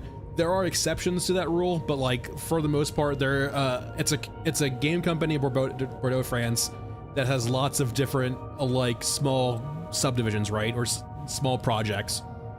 Dune Spice Wars is one of them. The way their company, to my knowledge, is structured, at least how it was structured during Dune Spice Wars, is they will have like game design and programming teams on certain projects, but they share an art team. So all of the art teams, or Shiro has one art team that gets basically pieced out to different projects depending on the ask, right? And that was always the issue with Dune Spice Wars, for example, is they were always like, they could only ever ask for so much art or animations or that work done, right? Because their one team is being shared between all of the different sub-departments. So when I say Dune Spice Wars were only made by between like maybe like 7 people at most, it was 7 programmers or designers making the game, but that doesn't include the art department. They might have only had like 3 to 4 programmers too, right, making their game, like maybe a game designer or 2 and testers and stuff like that. But like by the most part, they were a very small team too. But like you can kind of in a way squint your eyes and call them an equivalent of this game, just because they probably had the same amount of artists on the team too. It was that they're being time shared. All right, let's run it back.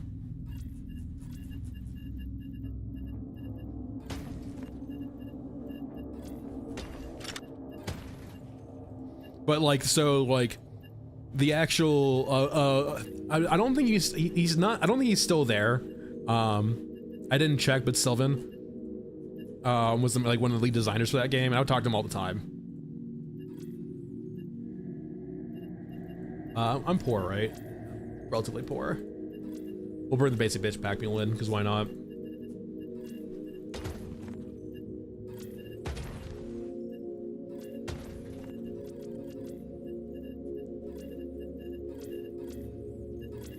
Boop. Boop. Good enough.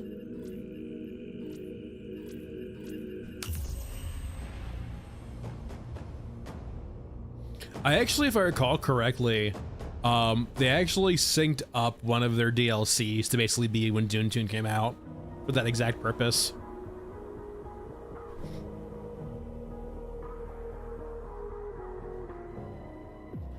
And I do believe the way it worked too, I can't recall how exactly their contract would work.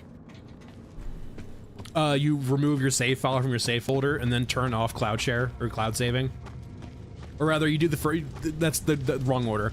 Turn off cloud saving or your cloud on that particular game, and then remove the save file from your folder. I didn't delete it. I still have it. I'm not so bold to delete the save file, but I moved it out of the folder to a different location.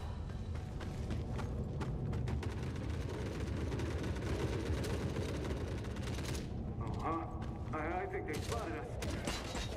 Yeah, I played it very briefly with one friend. It definitely felt like a mission where you should probably have 4 players. Maybe allowed.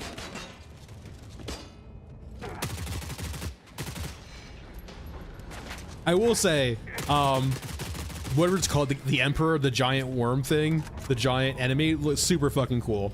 A bit overbearing at times, but super fucking cool.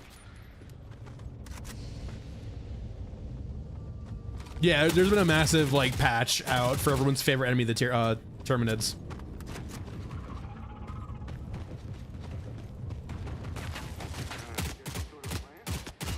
Yeah, and the dragon enemy. Oh god, yeah. Oh, we spawned into a map and like immediately got accosted by 2 of them. Yeah, it's a big boy. I'm sure you can kill it. It's got weak spots, but I'm sure it's a giant bitch to kill. Bugged in what capacity?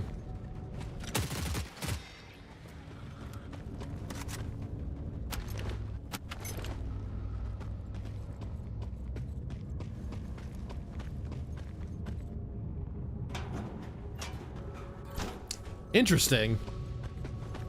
I now want to play Gunhead.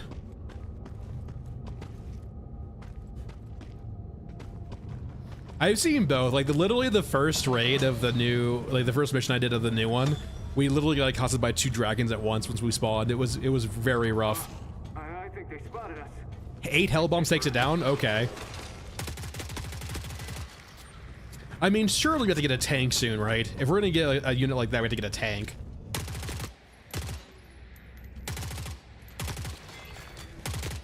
I'm curious how many mechs it takes, Diet. Can you actually kill it with enough mechs?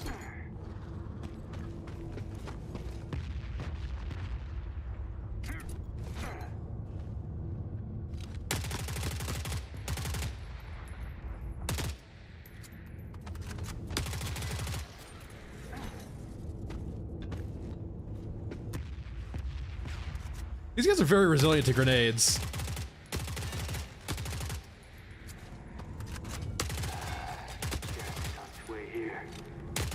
I feel like the only problem with adding air units to the game would be, like, maybe a helicopter. The only problem is the out-of-bounds areas are very aggressive in that game. Everyone for themselves. Like, the maps are big, don't get me wrong, but the maps aren't that big. What am I doing over here? I don't need to be over here. What the hell? Yeah, cyborgs are tanky. I think everyone kind of collectively agrees they're overtuned right now.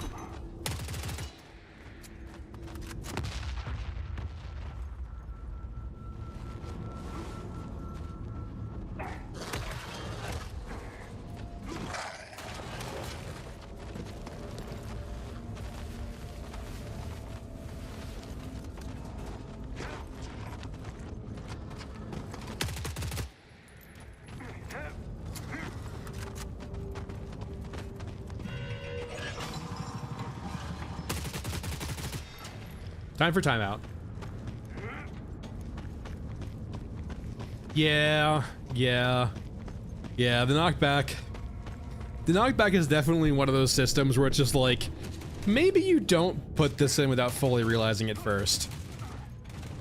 As in build out all of the features of a knockback system without just adding in the baseline knockback or knockdown.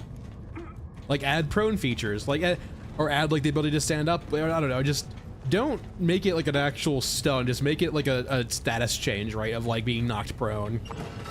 But players still be able to do things while they're knocked prone. Like Helldivers. I think they fit for us.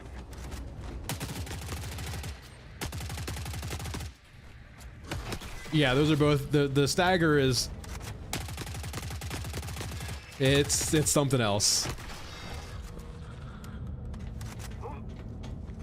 It's once again, it's another example of binary, right? There's no nuance to it, right? There's no progression or like different level, like it's just either you're staggered or you're not. There's no aim punch, it's just you're staggered or you're not. Yeah, those are scramblers, those are just like the fast cyborgs. They have the world's jankiest hitbox. Essentially the hitbox seems to be below them when they're running.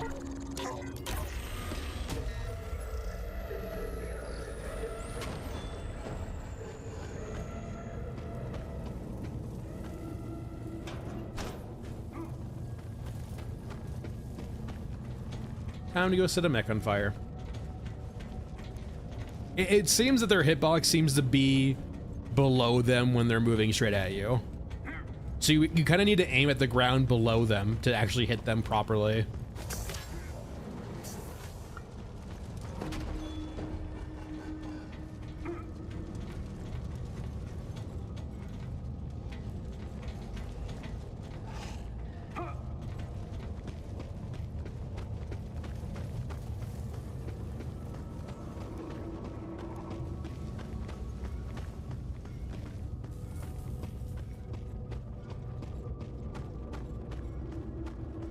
The scramblers?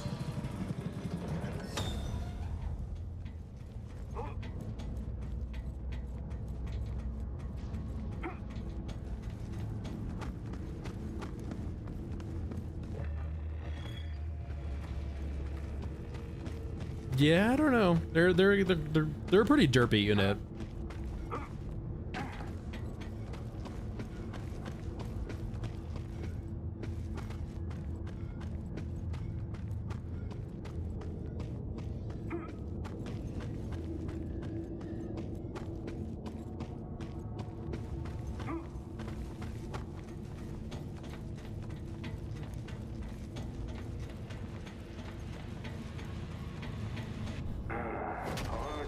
All right, I want to see Gunhead now with this apparent bug. At least we made it. You're telling me I get to aim with Gunhead's gunhead? That doesn't sound like a bug to me. That sounds just like peak design.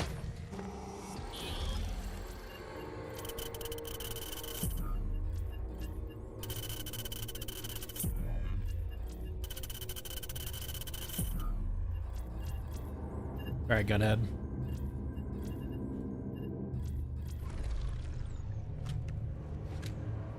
Wait, what?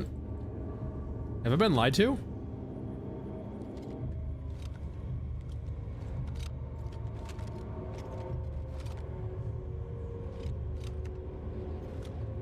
Or are you saying that like it's because these are both the same thing, right? That's what you're saying the bug is?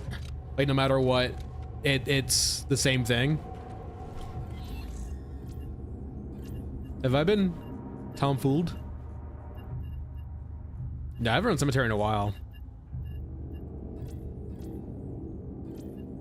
Let me... Have I been lied to by chat? My trust has been betrayed. I mean, it seems to be like both ADS modes are the exact same thing. Maybe that's the bug they're talking about. Like no matter what, it seems like you're aiming the same way, regardless of input.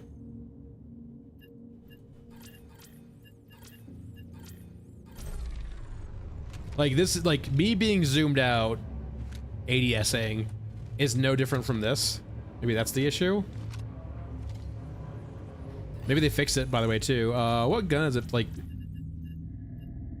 Yeah, Mr. Guns, that'd be cool though. Imagine if you did aim with his face.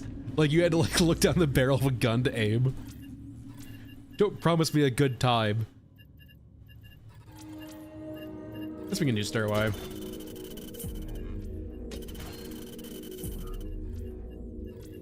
Will we be blessed with a proper stairway?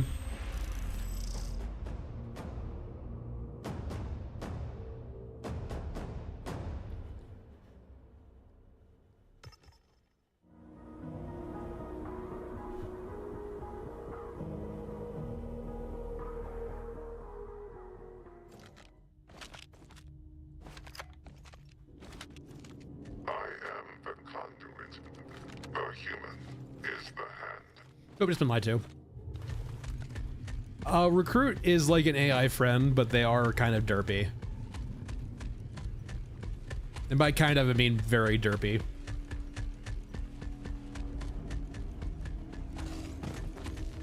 Under fire from multiple vectors. Seek cover immediately.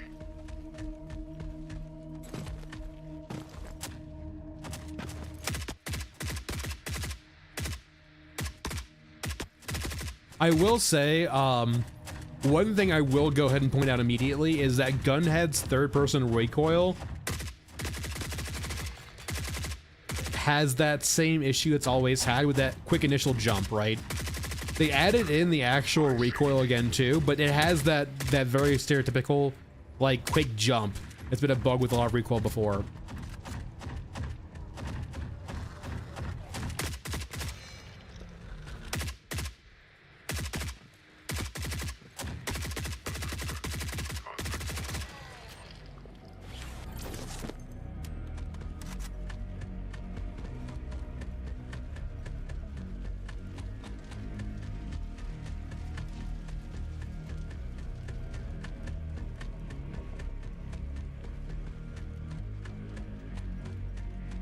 Wait, what?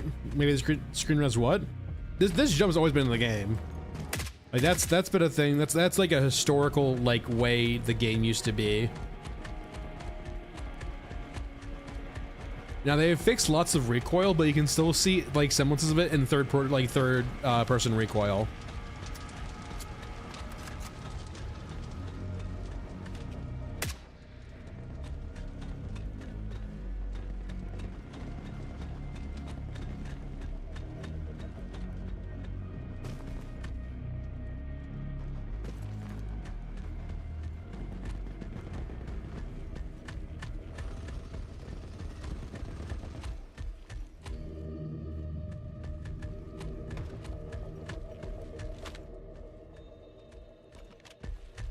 It's so nice not having a stamina bar.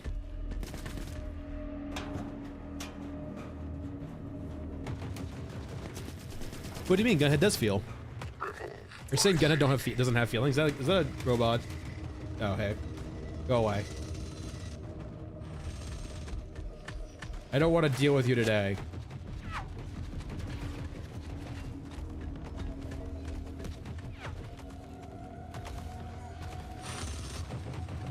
Why are you so derpy?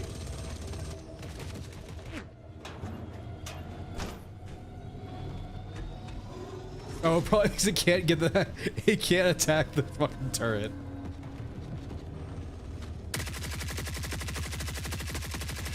Poor little guy.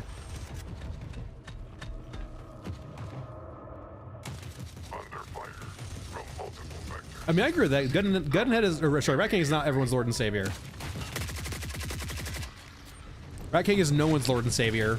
Rat King has saved no one. Alright. Rat King is not your friend.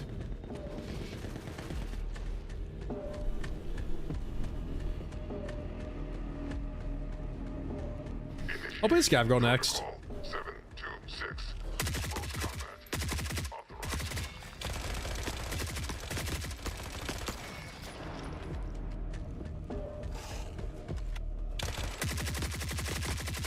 I was very interested in Rat King and Gunhead's bug, which apparently is just not a bug. It's just I was lied to by Mr. Grooves. In the current, I would say Vivi personally that Scav Girl doesn't make up for her weaknesses. She is really fast, sure, but she never gets above the 2K threshold, which can be very important. Like she's not bad, don't get me wrong, but I don't think. Personally, for me, she does not make up for her weaknesses with her speed, especially with stamina now. Like, she is very fast, don't get me wrong, but like,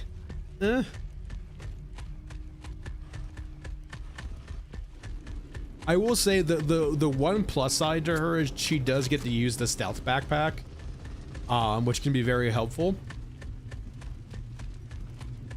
So like, whenever they do, the problem is the game right now is mainly, I would personally say, focused more on gunplay than stealth.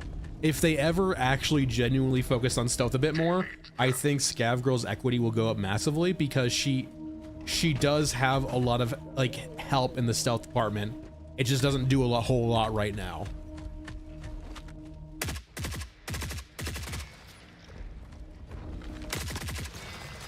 I don't feel safe.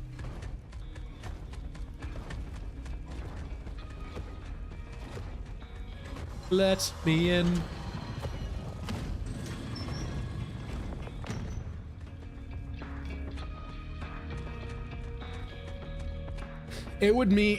Blood, it would be more about stealth systems. Okay. Blood, the first thing I would fucking do is I would gut their entire AI system. Hence why what I would want would never happen. Or rather, not necessarily their AI per se, but their awareness. Teddy bears, teddy bears. So my pipe dream would never happen because I would start by just saying the system of how you do AI awareness just doesn't work, I feel like. It's trying to harken back to this day of like Metal Gear Solid, it feels like. But like the AI, the current system they've done right is nowhere near good enough to pass as a Metal Gear game. And nor in the sense of like the game you're designing could even like probably be a Metal Gear game in my opinion. In regards to like its core, like what it's trying to do.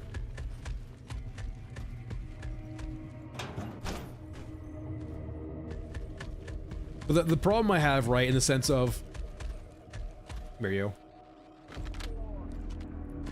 The way I picture it, right, is I would just make, if enemies see you, they're aware of you. That's it, right? It's not an awareness meter. It's if they see you, they know you're there, sort of system, right? And the whole thing would be like, hey, just like make the maps less dense. Like the problem is, like, I would be basically designing a fundamentally different game from what they've made, which is why, like, I just can't, unfortunately, like, the what I would want to see changes is never possible, because fundamentally what they're making is a different game from what I had envisioned, from what they said they wanted the game to be, right? Like, less dense maps with more lethal and aware infantry so that they feel less derpy. The medium mechs, or like big units like tanks and medium mechs, would be things you would never want to encounter.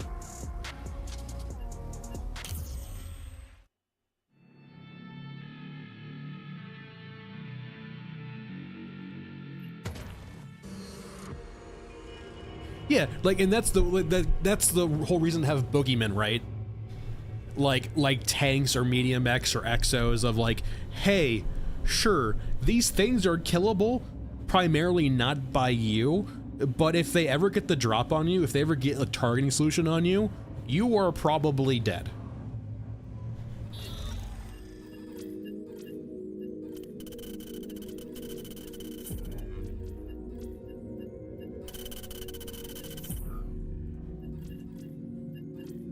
All right, Scav Girl. Level 2 Scav Girl, aka this will be rough.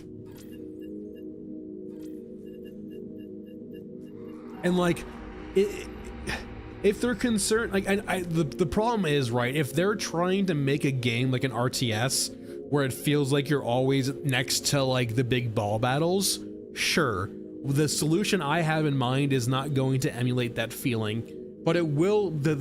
I am more focused, I think personally, on making you feel like a very small element in a very big world. And I feel like having giant battlefields sparsely populated because you're on the periphery of battle, but having everything be so fucking deadly is so important.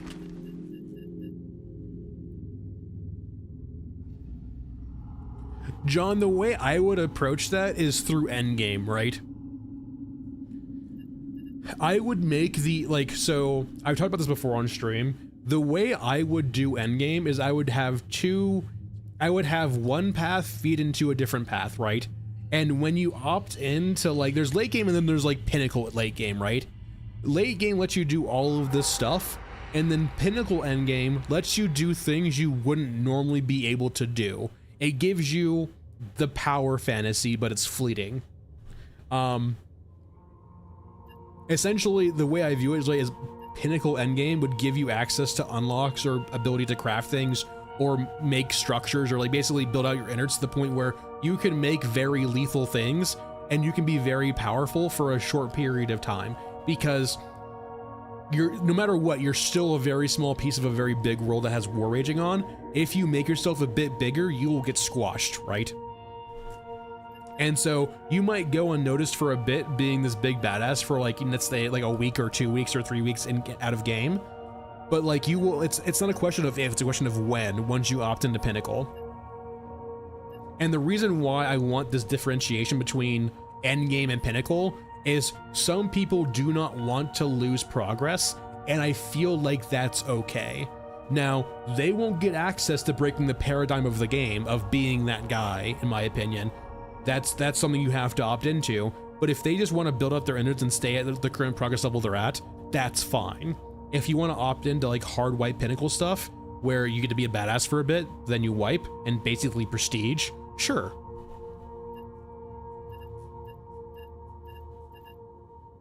Now, I can definitely already see like scenarios, right? Yeah, and Vivi, that's why I kind of see it, right, as being an opt-in system, right?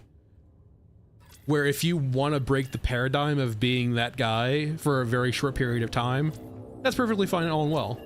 But if you don't want to, you just want to keep your progress and still just kind of scavenge and build out your innards or just kind of play the game, that's perfectly fine too, right? That's why I think they have a niche here in a PvE extraction shooter, is because other extraction shooters can't do those systems, right? They have to do arbitrary wipes based on global progression of the player base, not individual progression. Anyway, I was buying ammo. Hold on. Guess we're going over to the AK for a bit because I don't have enough RPK ammo.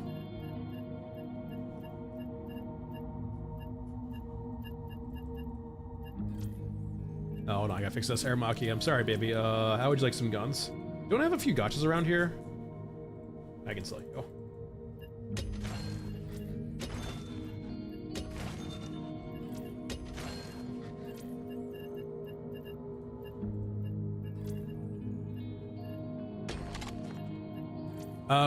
Which Gavra are we on? Hold on. Give me 1 second. So, Vivi, quite a few of the characters have different skins. So for example, this is one of Scav Girl's skins. Let's see which one we have on right now, though. Actually, we fix you also.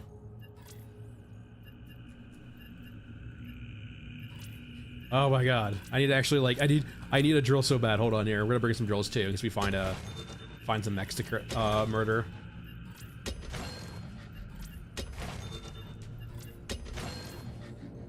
Restore.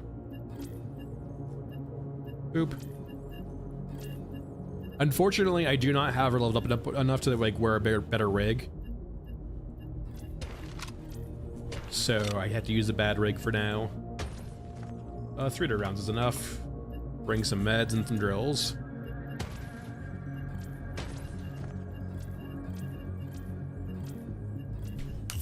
But we do have different skins too. So like we have, this is like whatever DLC skins we can wear, which will not look like this.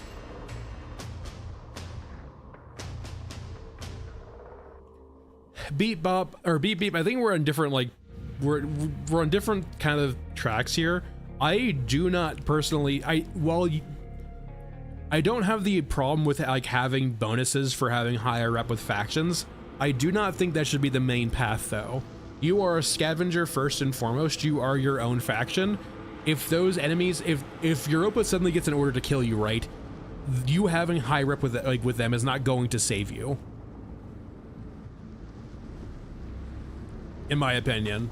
Now, like, should there be rewards you can cash in with them for having high rep? Sure, but I don't think it should be the main path, in my opinion.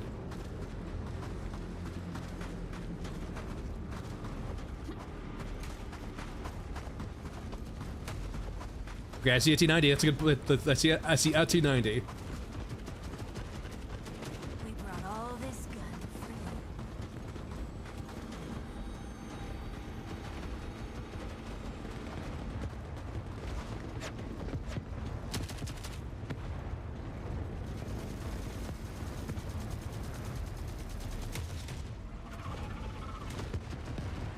you. And like that's the I would say like that's something like they can explore in different games too, right? I mean, this is more of an IP, like this is a game, but it is a lot of an IP too, right? So I'm sure we will see, I imagine in the future, different like if they do well enough, different games in the IP. And to be fair, I don't want to talk about the VC thing too much, but the VC thing, like that could have been part of their selling pitch, right? Is that they're not investing in the game, they're investing in an IP. Crush 'em to dust.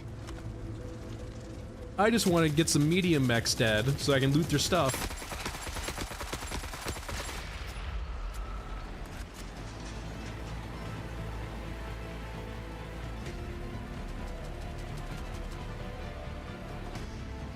We could go to Elephant too, I guess. Elephant might be better off.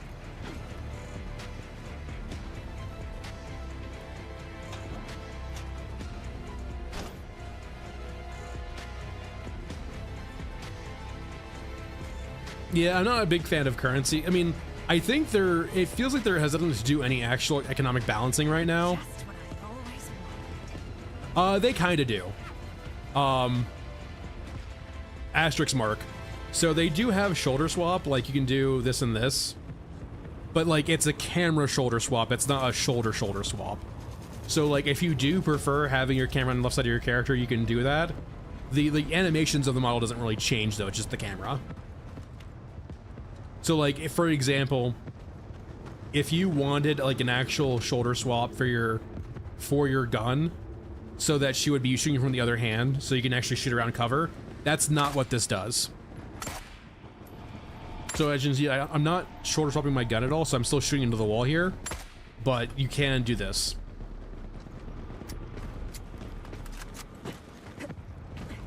And to be fair, like, this is a simple solution. Like, them doing an actual factual, like, shoulder swap with guns, way more work.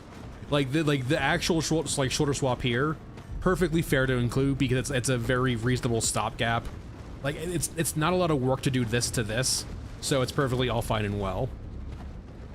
It's better than nothing, and it's also really easy to do. So it's not a huge time constraint.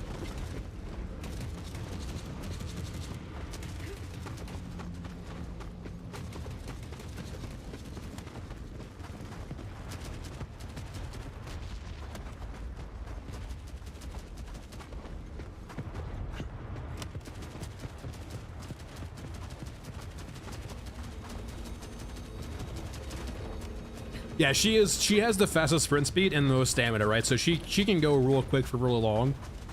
She is the most affected by weight, and we are not using a very big rig right now. So like as she gets loaded up, she will get a lot slower.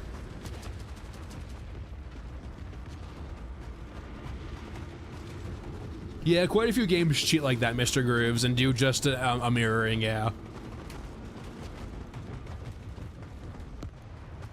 Which honestly, I don't mind all that much, to be honest. I think clever solutions and cheating are like how game dev happens, right?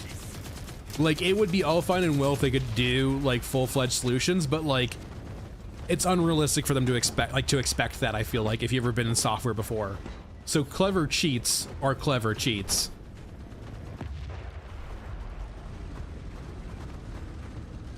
Yeah, I will say, we are playing the DLC skin of Scav Girl right now, so like, I'm not sure how many of the regular ones have floppy hair, but like, this is the DLC skin for her.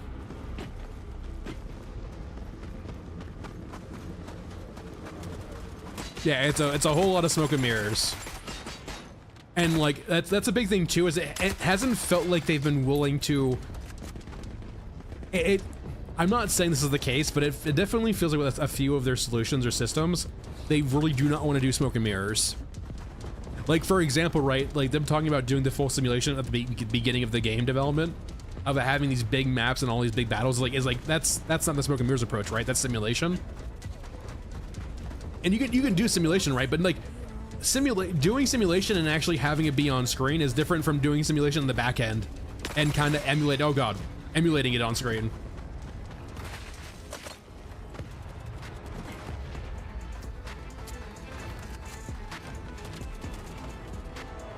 Like, I can throw up some script real quick to have like enemies battle based on probabilities that like might be millions of NPCs, but like that's not gonna ever be like something you actually see.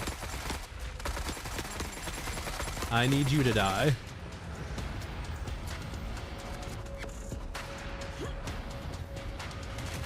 Stop that.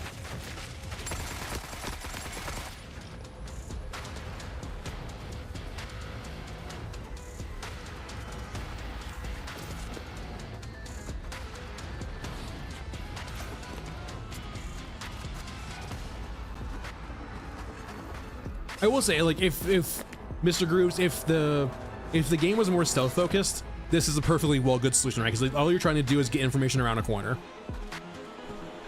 Remember, we're already dead. I don't know. I do think we're probably gonna get a cinematic, I would think. And like I said, I do not have prior knowledge of this at all. I am literally just spitballing here. I would think they have something planned for the anniversary update. I would think it's probably more cinematic focused as opposed to like, it's probably gonna be a normal game update, I would think, with more content or like more stuff. Nice, Bob.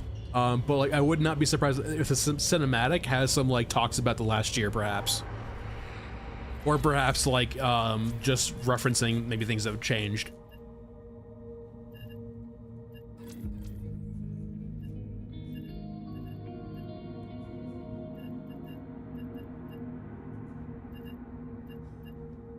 Let's see here.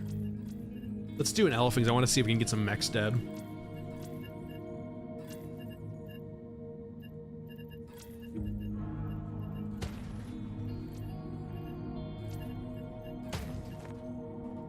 I need some codexes because they're easy money. That should be good.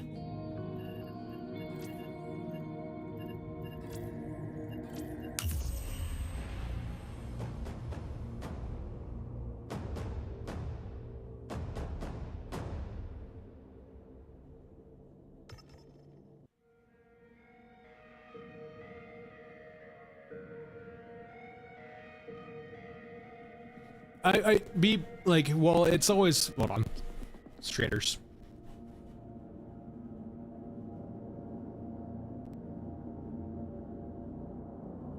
Well, the idea of megastates might make sense in fantasy. It's not, in practice it would never happen. Megastates are very unstable creatures.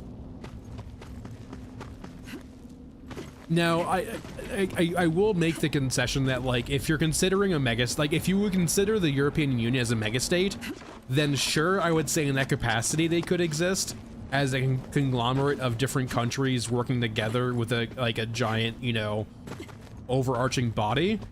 But, like, if, say, for example, if the United States added 50 more, like, let's say, for example, the United States annexed the entirety of South America and turned each country into a state. That would be so unstable.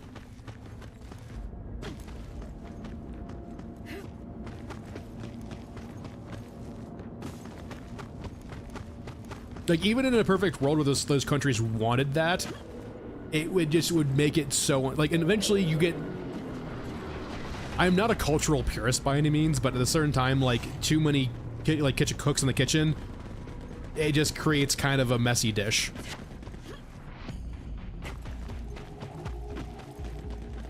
And in that capacity, that's why, like, the EU works, right? Is like you can have so many different cultures under the EU and it still works, because by and large the countries are still running their countries, but they have an overarching body for, like, cooperative efforts. All right, Max.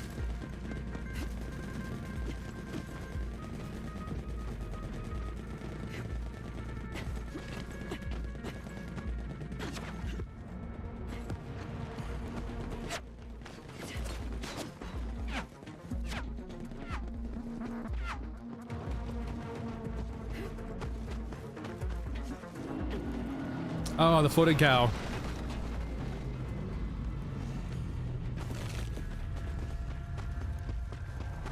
Yeah, I mean, I don't think mechs will ever, if we were to the point where you can have an exosuit, that might be the biggest extent where we get actual factual mechs, right?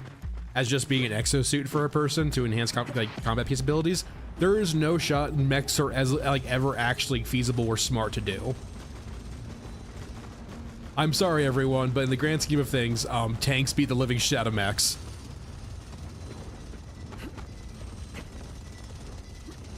No, come this way. Why is there only one you are the bravest T-90 I've ever seen.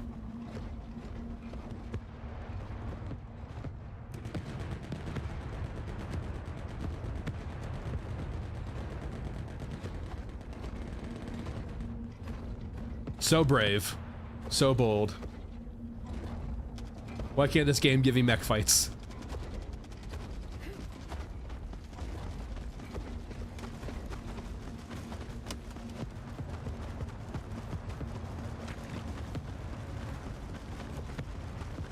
I've been waiting for this.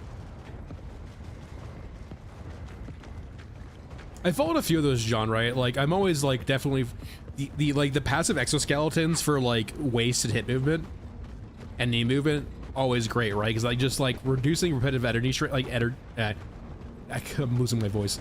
Reducing, like, repetitive injury strain is huge, and, like, having just an exoskeleton support that passively is amazing.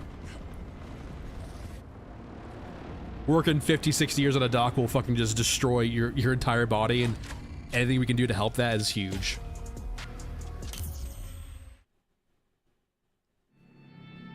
I saw it, Jacob, but I'm on a fresh account, so I'm so thoroughly far away from that, I believe. All right, let's give Elephant one more chance to give me mechs.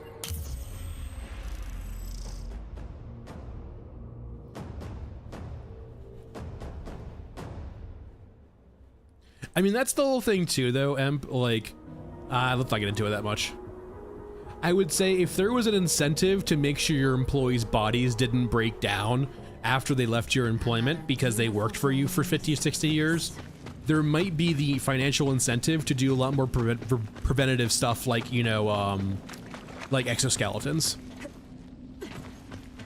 Like, say, for example, if the stats showed that, you know, dock workers wearing an exoskeleton showed a 50% reduction in, you know, terminal, like, or not terminal, but chronic pain or disease after they quit their job or after they retired, you know, and they were on the bill for that if they were under chronic disease. Hey, that solutions like that make sense. But if the company can just be like, hey, you know, you're not working for us anymore, you're off our dime, those chronic health issues that you got from under us are your issues, not ours. And why would they ever pay out? Or, you know, invest in like preventative, like, you know, countermeasures like, you know, exoskeletons.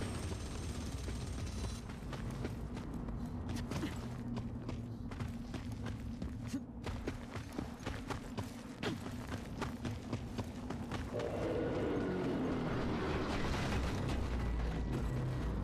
brought all this gun for you. All right, medium mechs. Give me pitched battle.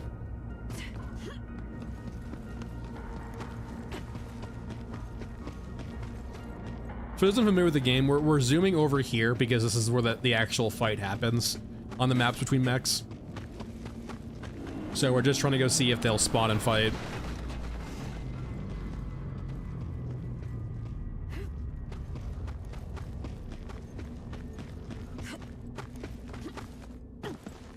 That was, oh, I was working in, I was in high school, or I think, or like maybe college, working at a grocery store during that. And that was so much fun, just seeing hours getting absolutely fucking blasted because of that. All right, we have one half. Where's the other half? Game, all I ask is that that EXO, that poor EXO. Why can't we have a map that has both sides at once? Hey, J-Poc. Christmas.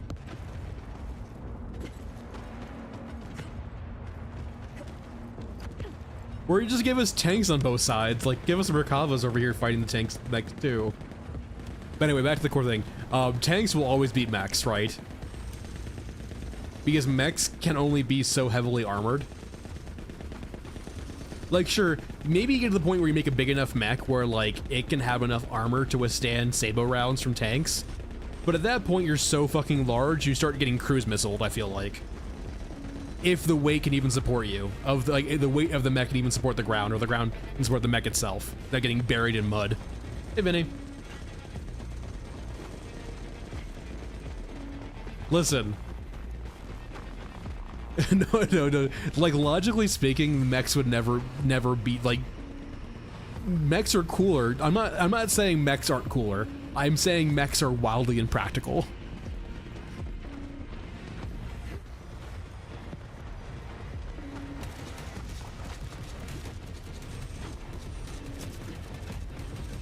Man, I really wish there was some medium mechs here.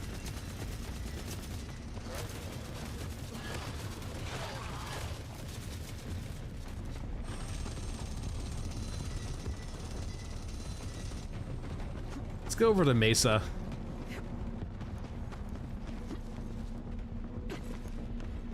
Do you have a grenade launcher pistol? I can bring a grenade launcher pistol in.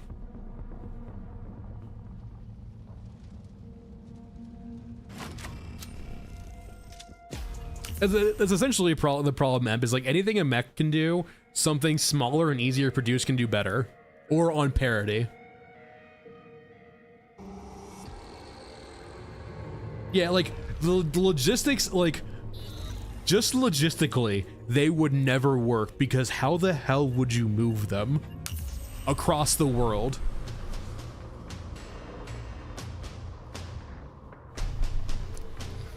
Like, on the closest thing you would probably get to a mech is like a tank carrier, like basically a land-based carrier.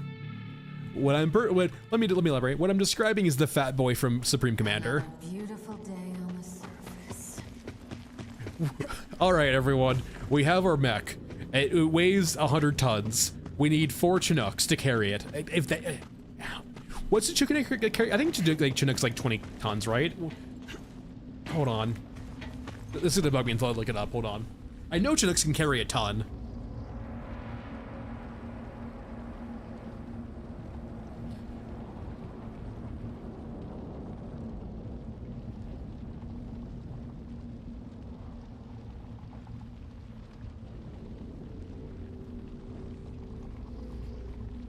Yeah, Chinooks can carry 2,600 pounds, or basically 12k kilos.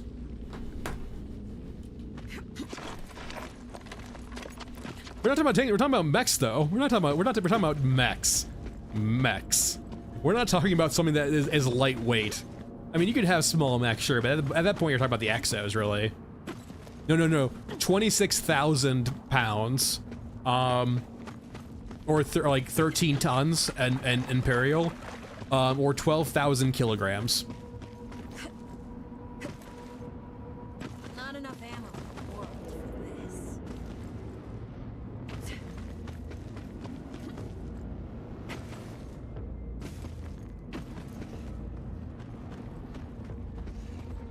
I wouldn't even say Titanfall mechs are that small though either. Like Titanfall mechs are probably like still in like the 30 to 40 ton range, I would think.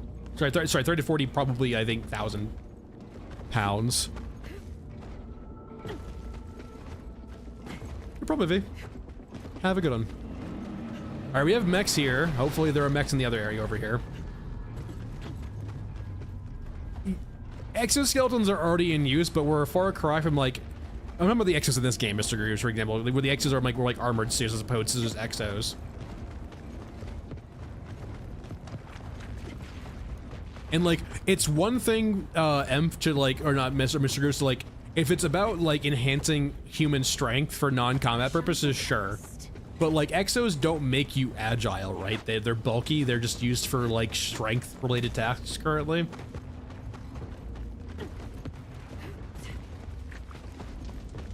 I can see the case where we have like super soldiers in like exosuits, right? I don't see the case where we have super soldiers or super pilots in giant mechs on the ground that get shot by a saber round and die. I can't have nice things. I just want some mechs to fight so I can loot their bodies. Mace is probably the best one to actually do this with, right? This is probably the wrong map for this too. We got all this You see nothing? No.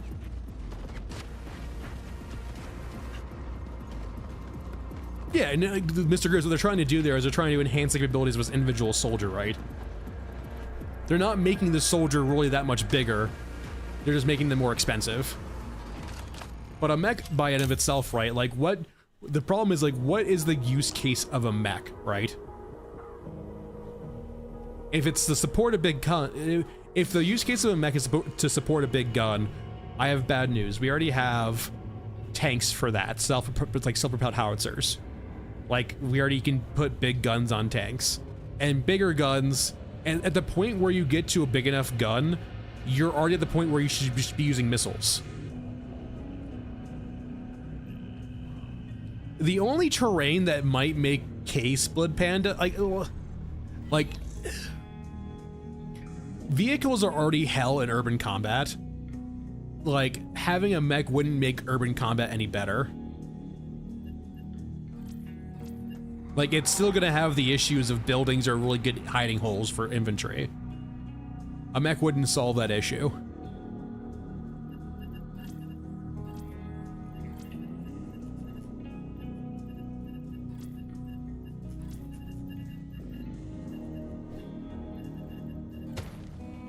Mountainous terrain would be weird, but like, sure, they can walk through mountainous terrain, but once again, it's still like the height advantage, right?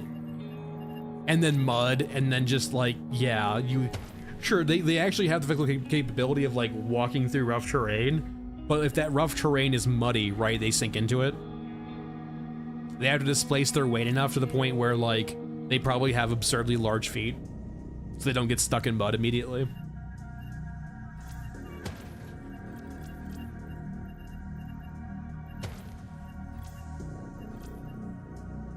All right, I want 4 mechs all fighting each other and they all die.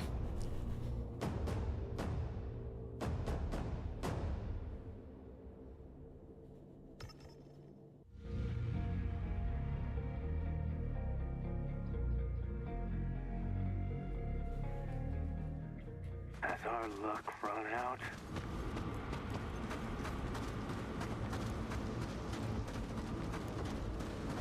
All right, we have one side who spawned back. Sorry to hear them.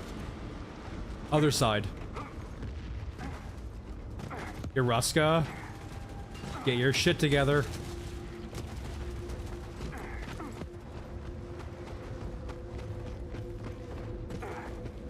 Lurking, I could see it in that capacity, right? I can see combat engineers with like exosuits or like small mechs to help with construction. Or like moving things around. I can see combat engineers, but like in a frontline combat role, it doesn't make a lot of sense. But as like, yeah, something that requires manual dexterity like a combat engineer, I can see that, yeah. Enemy contact.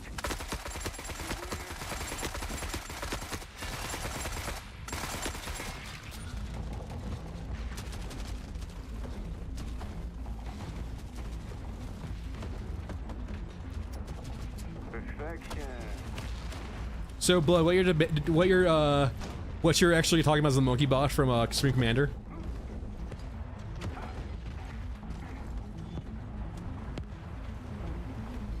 We might have enough T90s here to actually kill a tank.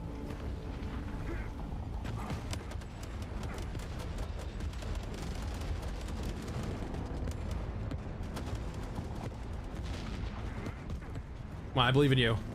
Do it, T90.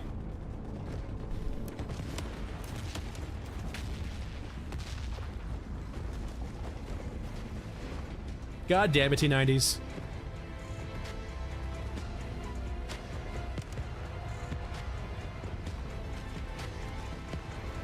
I do think they actually respawn though, if I don't look at them.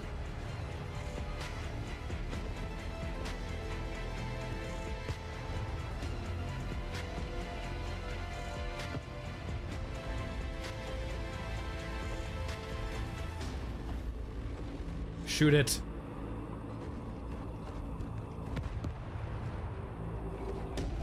Shoot your gun, T90. Why are you not fighting back? Can they not shoot on the move? That'd be fucking hilarious if they can't shoot on the move.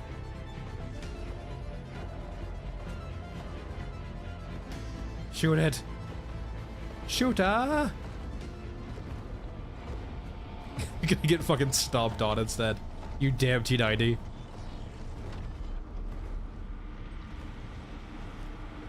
J-Pac, it makes a lot of sense though, right? Yeah, it's just like shooting a 20mm right with the muzzle brake right next to a soldier. That soldier's head would be fucking gone.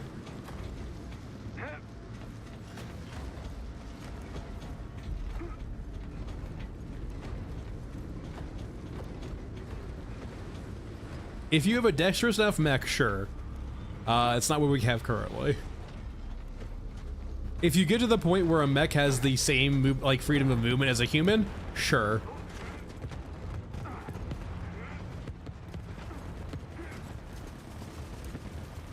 But at that point, you're making basically like, I would say like a giant, like at that point, do you even need a pilot anymore? Or just an AI inside of it?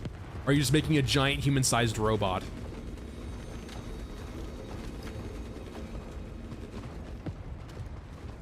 Fuck him up, do it.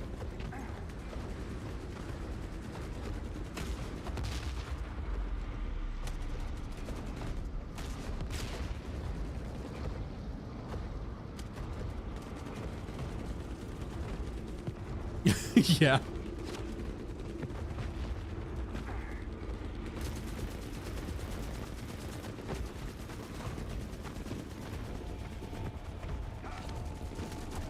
No, no.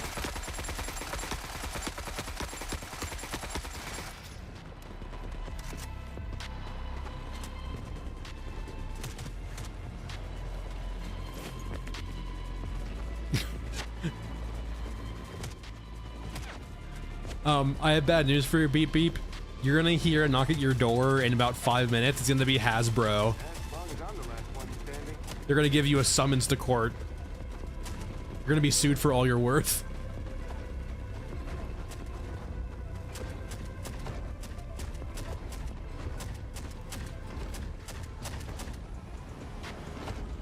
Yes, respawn T90. Take him out. Fuck him up.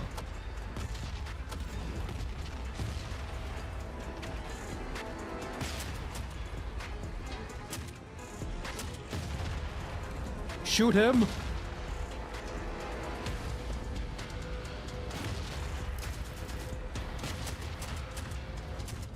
Hey, no. Leave them alone. They're helping me kill the tank.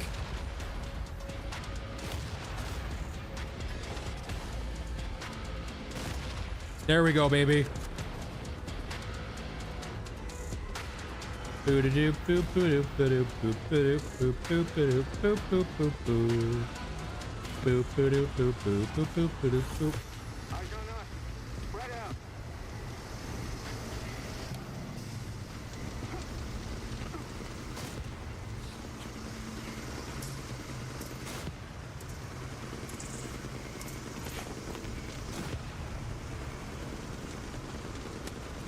I do like how the guns, the T90s kill the tank.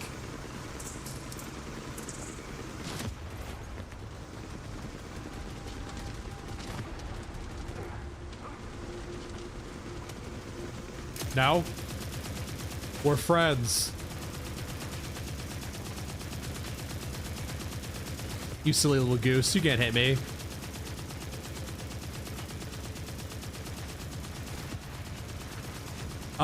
I mean, I'm not a fan of stamina, but it's more in the sense I just don't like the system as a whole. I think it's tuned properly now. I think, like, despite that I don't like the implementation of stamina, I think it's tuned properly, like, now, to the point where, unless you're carrying a shit ton of shit, you shouldn't notice stamina. I still take issue with it, but, like, it's for a lot of different other reasons. I wonder what HK I got. Hopefully not a dog.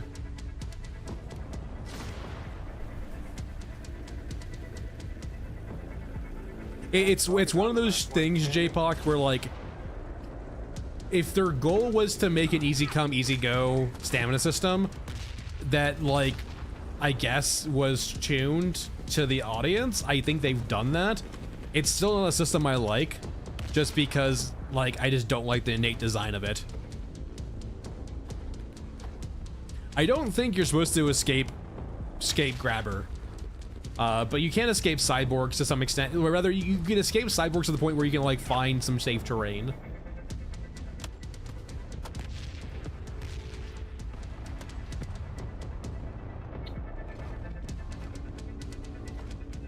No, when you carry more weight, that your stamina, your actual sprinting stamina is, like, it costs more.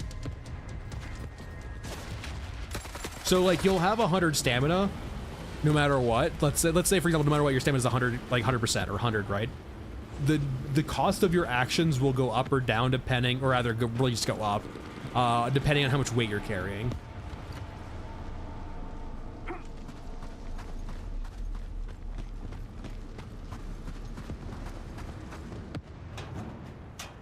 There are a few things now that reduce it, if I recall correctly, like being surrounded by enemies who are targeting you apparently reduces it, but yeah, other than that. My only problem is right in the sense of, like, 12 seconds of, like, let's say for example, like, the best case scenario is like Scav Girl, it's like 15 seconds, right? I just don't like the concept of just, like, you sprint for 15 seconds, you wait for 15 seconds, then you can sprint for 15 seconds again, right? It just feels, just way too, just not my tempo.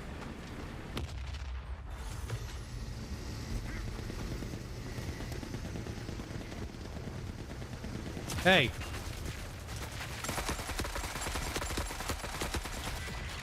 That was definitely a, like, I guess a pot. That's just a drone issue, right? It's not even a pot shot at that point. It just full auto fire at her face. Drones are renowned for doing that shit, though.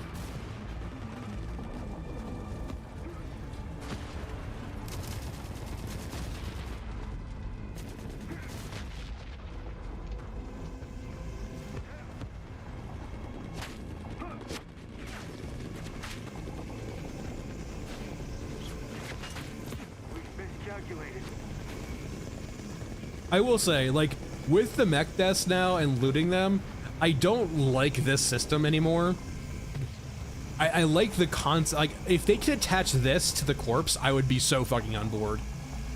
Or just, like, let me do active salvaging. Oh my god, I'd be so on board. Like, this is what I want to be doing, right? Letting things die passively, then, you know, coming to the battlefield looting them. Now, it's too easy currently, don't get me wrong, to just, like, run by and start looting shit. with no one giving a shit, but like it does feel like peak scavenger.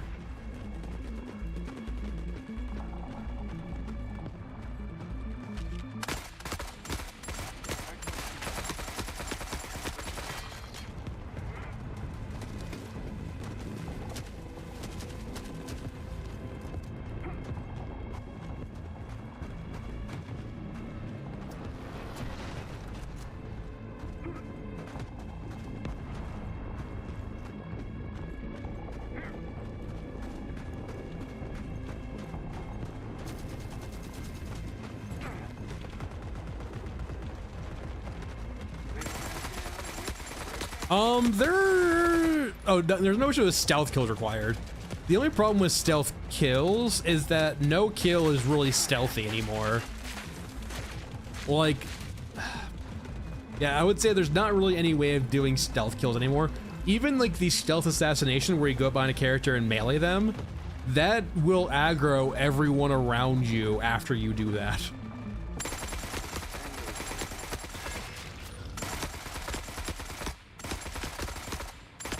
So like, it's only stealth for the first kill, really.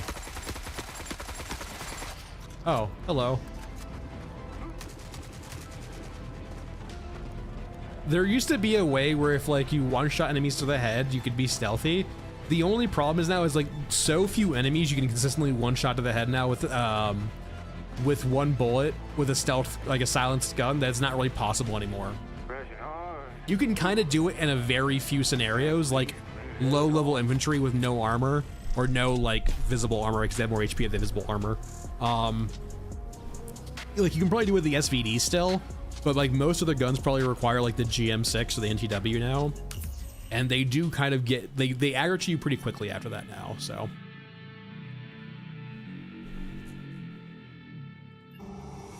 all right, we have solved our money issues.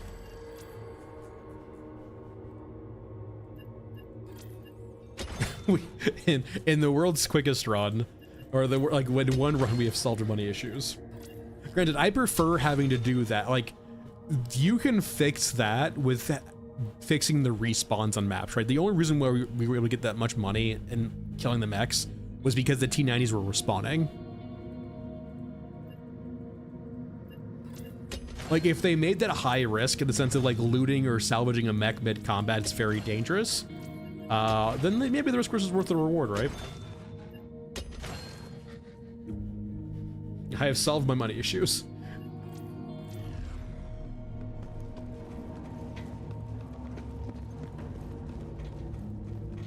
I can bring an NTW in. Like I said, it still works, Disco. I'm not saying it doesn't work anymore, but they've made it harder over time by having more like enemies be much more resilient versus bullet fire. Like, for example, the cyborgs, right? Like, without bringing basically an NTW or GM6 in now, basically no silenced gun will one-shot headshot cyborgs, if I recall correctly. We don't need the welfare shrine. And bring in 30 days of water is what they want, okay.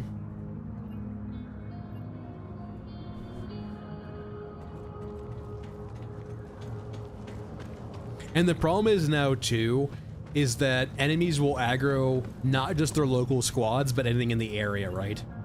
Okay, so this is what I need for this. I need level 3 of one of each faction and exo equipment. This is apparently the thing you can put in your large item slot that helps you with stamina.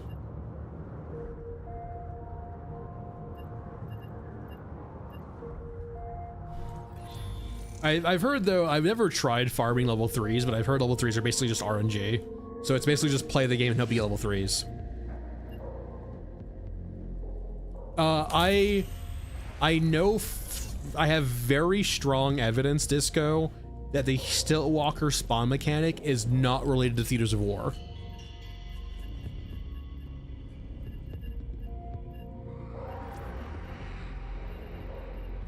It is a condition. It is a spawn of other conditions. I do not know what the conditions are, but I know it's not Theaters of War.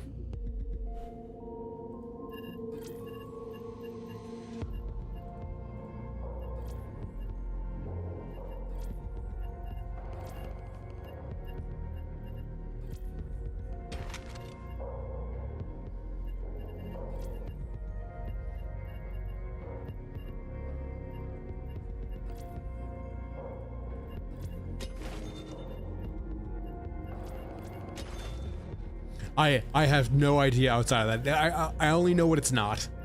Outside of that, I cannot answer you, unfortunately.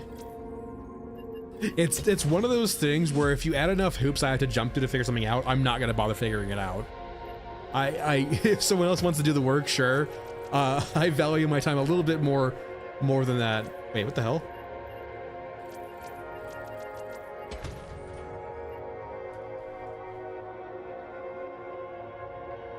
Wait, what the hell? This is a UE.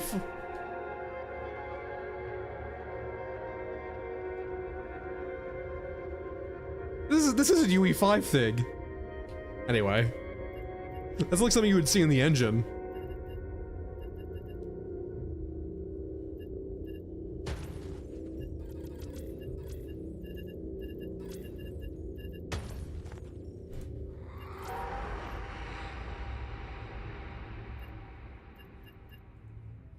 My only problem, Disco, is if you make something so convoluted, like, I'm just gonna look at the results and be like, I'm not gonna bother, right? Like, I just don't care. Like, if I have to go through a 15-step program to figure out how, like, something spawns, congratulations, it's obfuscated. I don't care.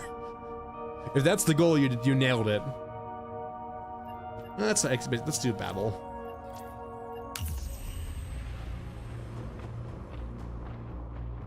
See you, Unicron. Have a good night.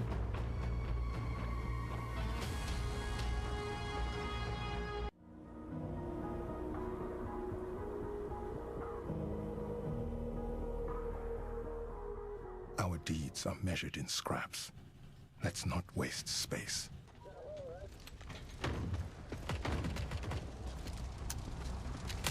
What the? Now, is that a pot shot or a guy just missing his intended target?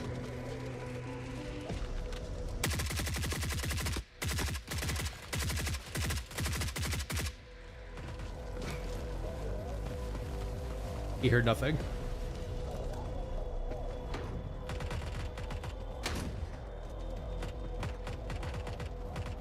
Hey, Peace, how's it going? It basically just lobs missiles, if I recall correctly. Fairly inaccurately. Granted, when they added it to the end, they did say it was work in progress. So, like, it's not apparently fully there right now. But, the 2 times I've seen it, it's been fairly derpy. Gold from the soft white underbelly.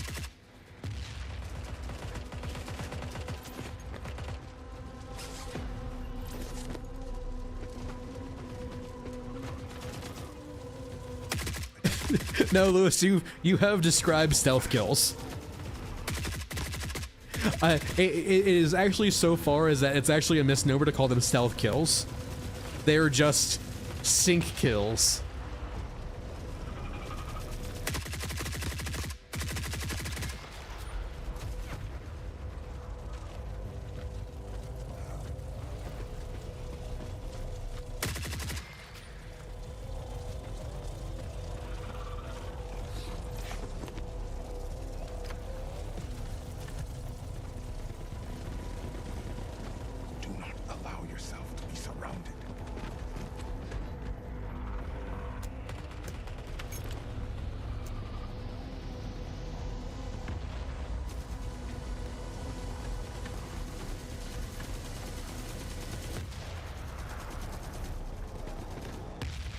I can play this game all day.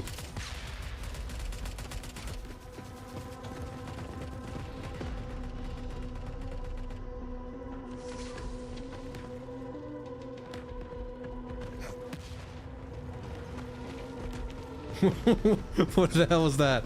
No, you're ruining our game. This is a 1v1 right now.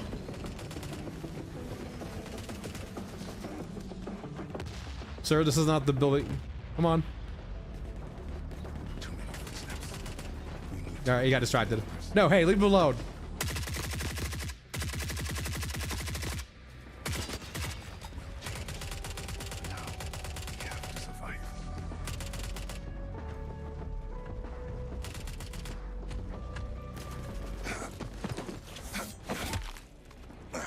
Hashtag stealth. That's how you do it. That's how you do a stealth takedown.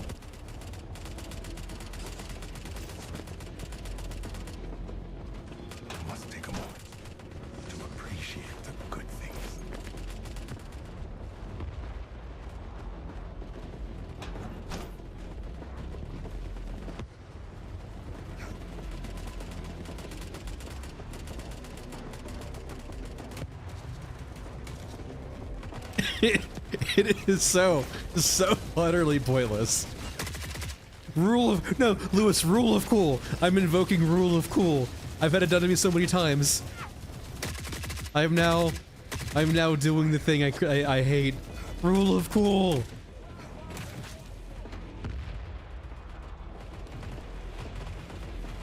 I don't know at this point, Blood.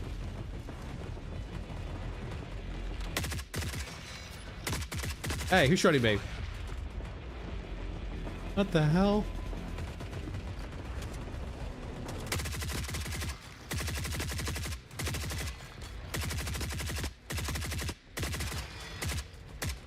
Metal and glory.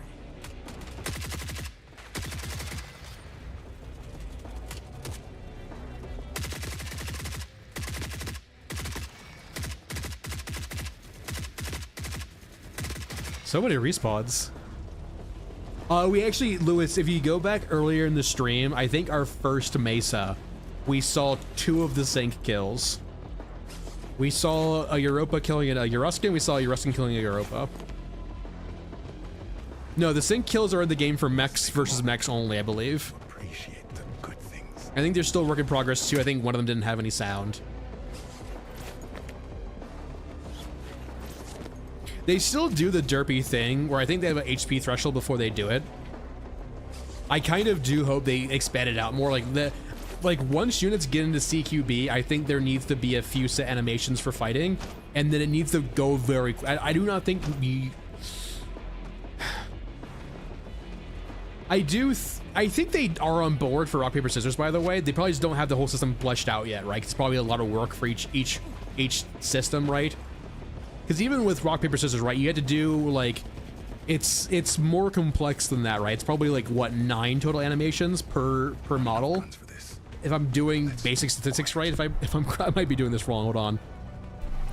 So for each scenario, you have to do the result for each other result, right? So 3 times, it should be 9, I believe, total for each unit doing the rock paper scissors, right?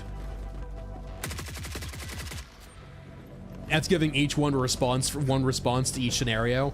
So if mech 1 rolls rock and mech 2 rolls rock, they should basically bounce off each other. That would be an animation, you know, and then like, yeah, it should be 9 total animations per model if they do just a 1 solution per result. Which is a lot of work. I'm not like, it is a lot of work because these are big units. They have lots of, you know, they want to do professional animations too. Like it is a lot of work. Granted, I heard they had a lot of artists though. Wink, wink, nudge, nudge. Time to turn some of those artists into animators. Keep your fingers off the triggers. We have to. What if instead of doing character art and modeling, what if you did some little bit of animation? Yeah, wink, wink, nudge, nudge.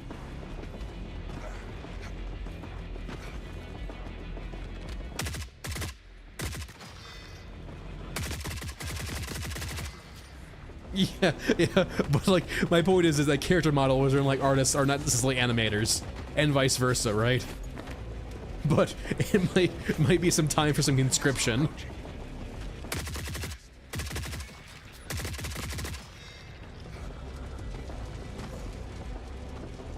I don't feel safe.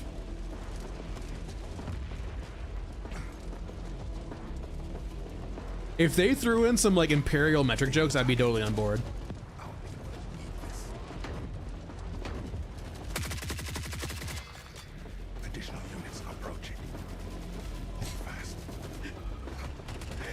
What if part of the stipulation for the US for joining Europa was Europa adopting the imperial system of measurement?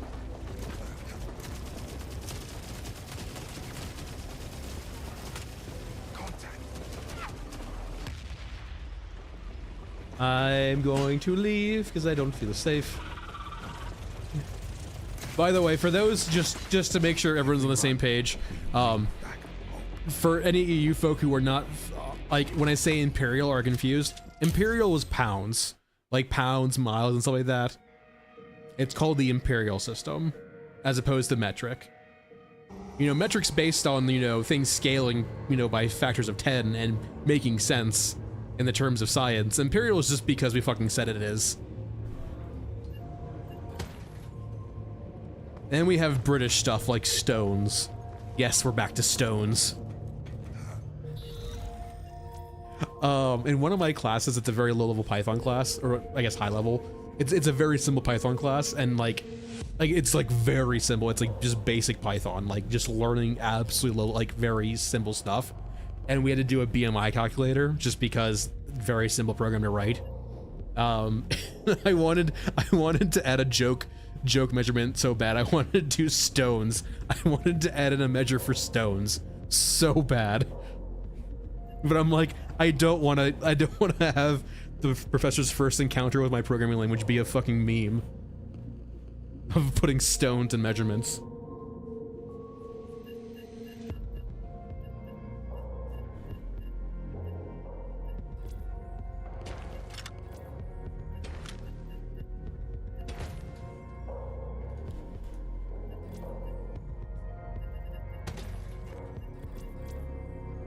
Cubits.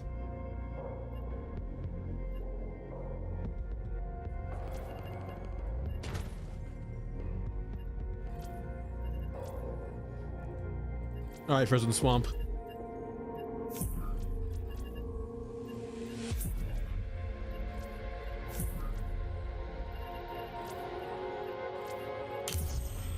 Leagues and farthings, man. Even I fucking can't tell you what. Like, isn't it like? Oh my god. At one point in time, I knew what a league was. It's something weird. It's like, it's weird. And then farthings too. Oh god, fucking British. More chances to assist the meager. Let's not waste it. Alex. Yeah, there's like one point in time where I actually looked up what a league was. And league is like, it's just something so arbitrary that like you just can't natively remember it, right?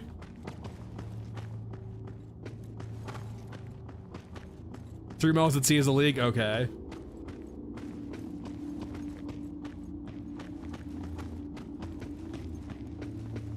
You're like what you are free to do whatever you want in life, but that doesn't it also does mean people are allowed to make fun of you for doing what you like doing very weird measurements, like stones.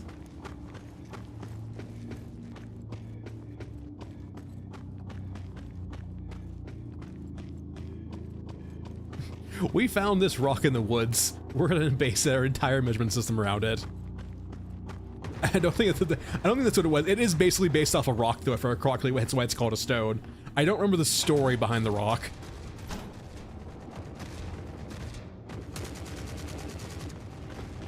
Multiple contacts incoming. Let me be fair. Like, metric does the same exact thing. Like, isn't there like it's in the Paris vault? There's a weight in a vault that is like the actual scientific definition of a kilogram, if I remember correctly, or yeah, of a kg.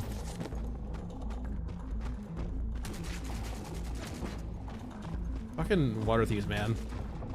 Fucking water thieves. This area is like deceptively deadly. The respawns here are so aggressive. Do not allow yourself to be surrounded. I don't feel safe. I don't feel safe. I don't feel safe. I don't feel safe.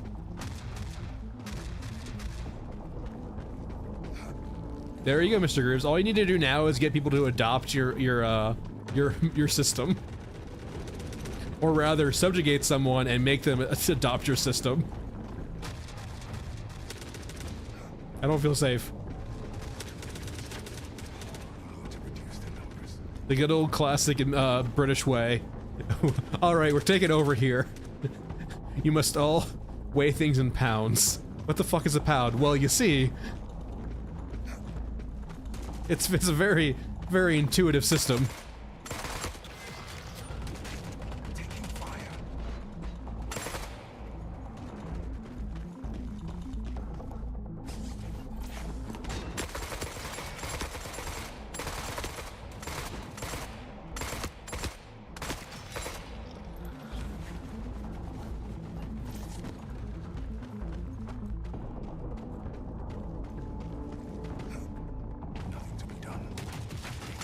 Ah, yes, the close enough.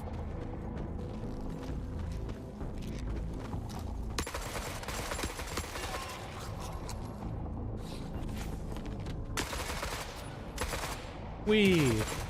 Wee. Wee. Wee.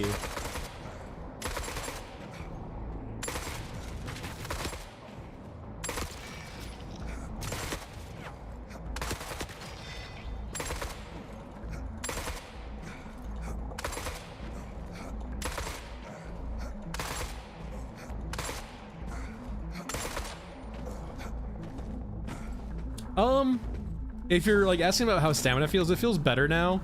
It's to the point where I don't really care about it.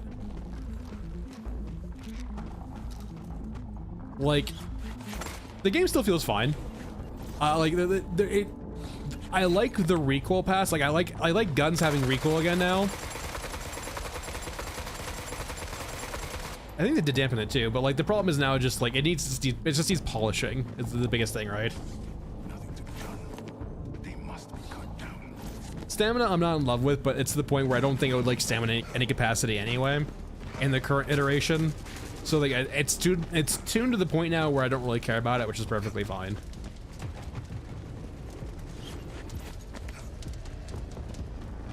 Hey, Mr. Grooves.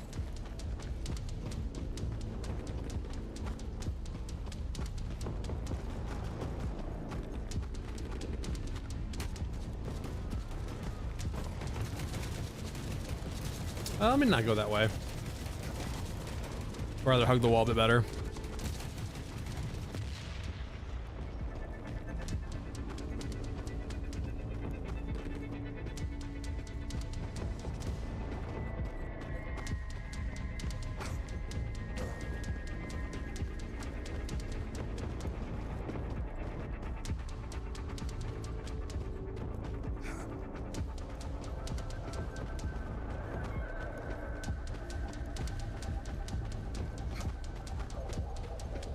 I haven't been over here in a very long time. It's kind of like a dead space, right? It's like an area that's like exists on the map, but you can't really do anything with.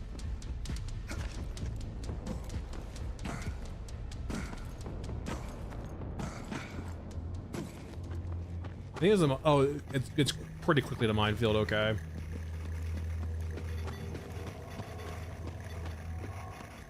There's like a bit more leeway over here. Maybe it's like this over here, but in particular. Yeah, the fields here. There's like a few drones around, but it's kind of like an empty area.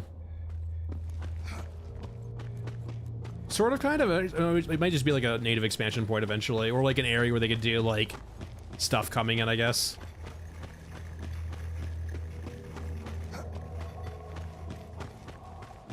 It's probably an area of the map that they maybe thought something could go eventually on. It's an expansion point, right? Like it's an area they can do stuff with later.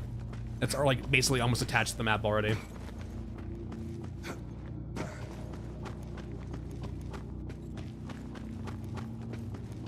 Minigames, I like conceptually the idea of stamina. I do not like their iteration of it, because the iteration of stamina they've done, it's very easy come, easy go. So it doesn't feel like you're making a choice of how you use this resource. It just feels like a somewhat arbitrary way of slowing down the game. In my perfect world, stamina would be a much like larger system. Like let's say, for example, as opposed to like the top character being able to sprint for like, let's say 15 seconds. It's more that like it's like about a minute for the minimum character, and like it's slower to regen. You can actually consume it. So like you have plenty of stamina if you do not use it to get out of bad situations, but if you use stamina constantly, you're going to get it drained, right? And you need to like recover it via food or via rest or via other means. By making it slower to regen and making you consume it over time, and making it kind of like a light energy and food system, like all combined into one, it makes it a resource you kind of have to manage, as opposed to just ignore.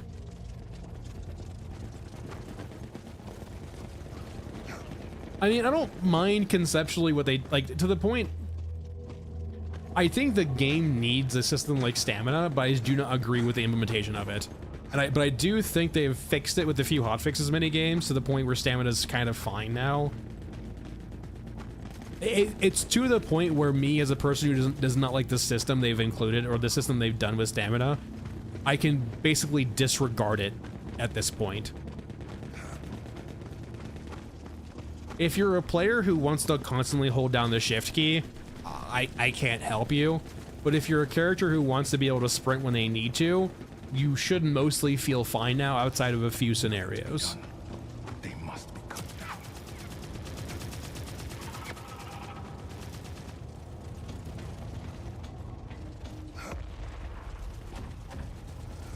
But if you were a character who would just like hold shift, or player who would like, hold shift to the entire map and just hit E and loot all in containers and skip everything, yeah, the game has nerfed you.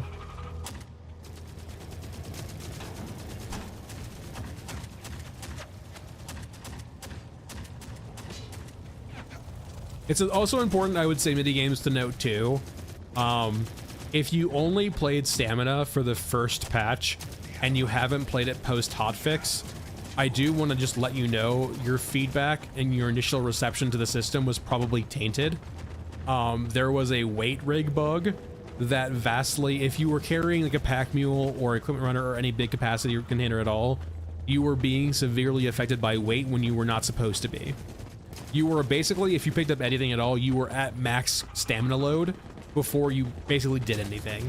And that was a bug.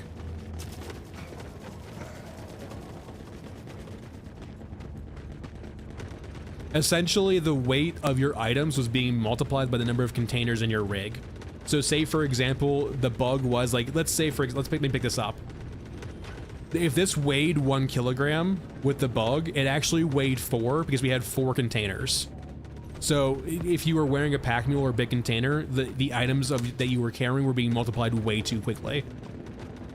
And that made stamina hit its max point very quickly.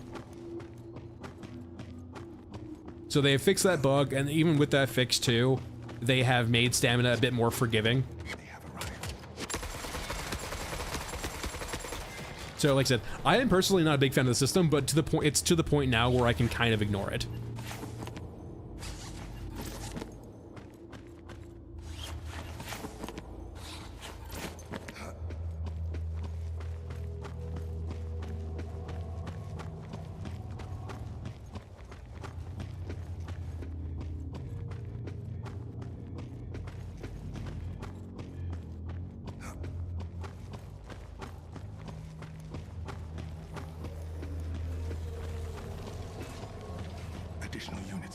Yeah, that's kind of the hard thing, right? Of like making a system like this matter, but also not making it draconian. And that's why I prefer having a much larger pool that slowly regens, because it gives you access to a large pool of stamina, but it also means that your usage of stamina is much more tactical, right? Because it regens slower. So like when you want to sprint for a very long period of time, as a human, you have access to that, and you have that agency to do so if you want to, but there's consequences for that action, right? The easy come, easy go doesn't do any of that, right? It doesn't, before with the bug, right, it was just pure punishing, like you should never sprint. Now it's much more like, a bit more like Helldivers, but I would actually work some survival elements into it, right? Like, I would probably let you sprint as much or longer than Helldivers, but as opposed to just gassing you out and you sprinting at a reduced pace, I would actually just have it start draining your max overall stamina, right? Essentially, you would have 2 bars in one. You would have the first bar, which would be your active stamina, and once you go past that bar, you start basically accruing debt in a way. And if you max out that debt, then that's an issue, right?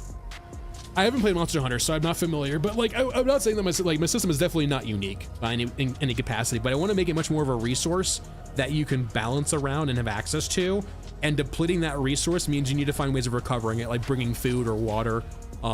It's in a very simple way, it's a way of doing energy and food, but not having it be their own systems.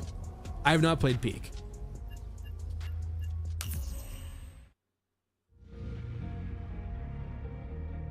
Yeah, like I said, the system I'm describing is not a novel system. I think it's been very thoroughly explored in lots of different games. It seems logical to me, right? And I'm sure plenty of others, game designers or people have had the same thoughts that I do. It's not novel, but I think it fits kind of with what they're trying to do here in regards to being a survival game that's not draconian, but wants it to have that resource management at least be present, right? In my opinion.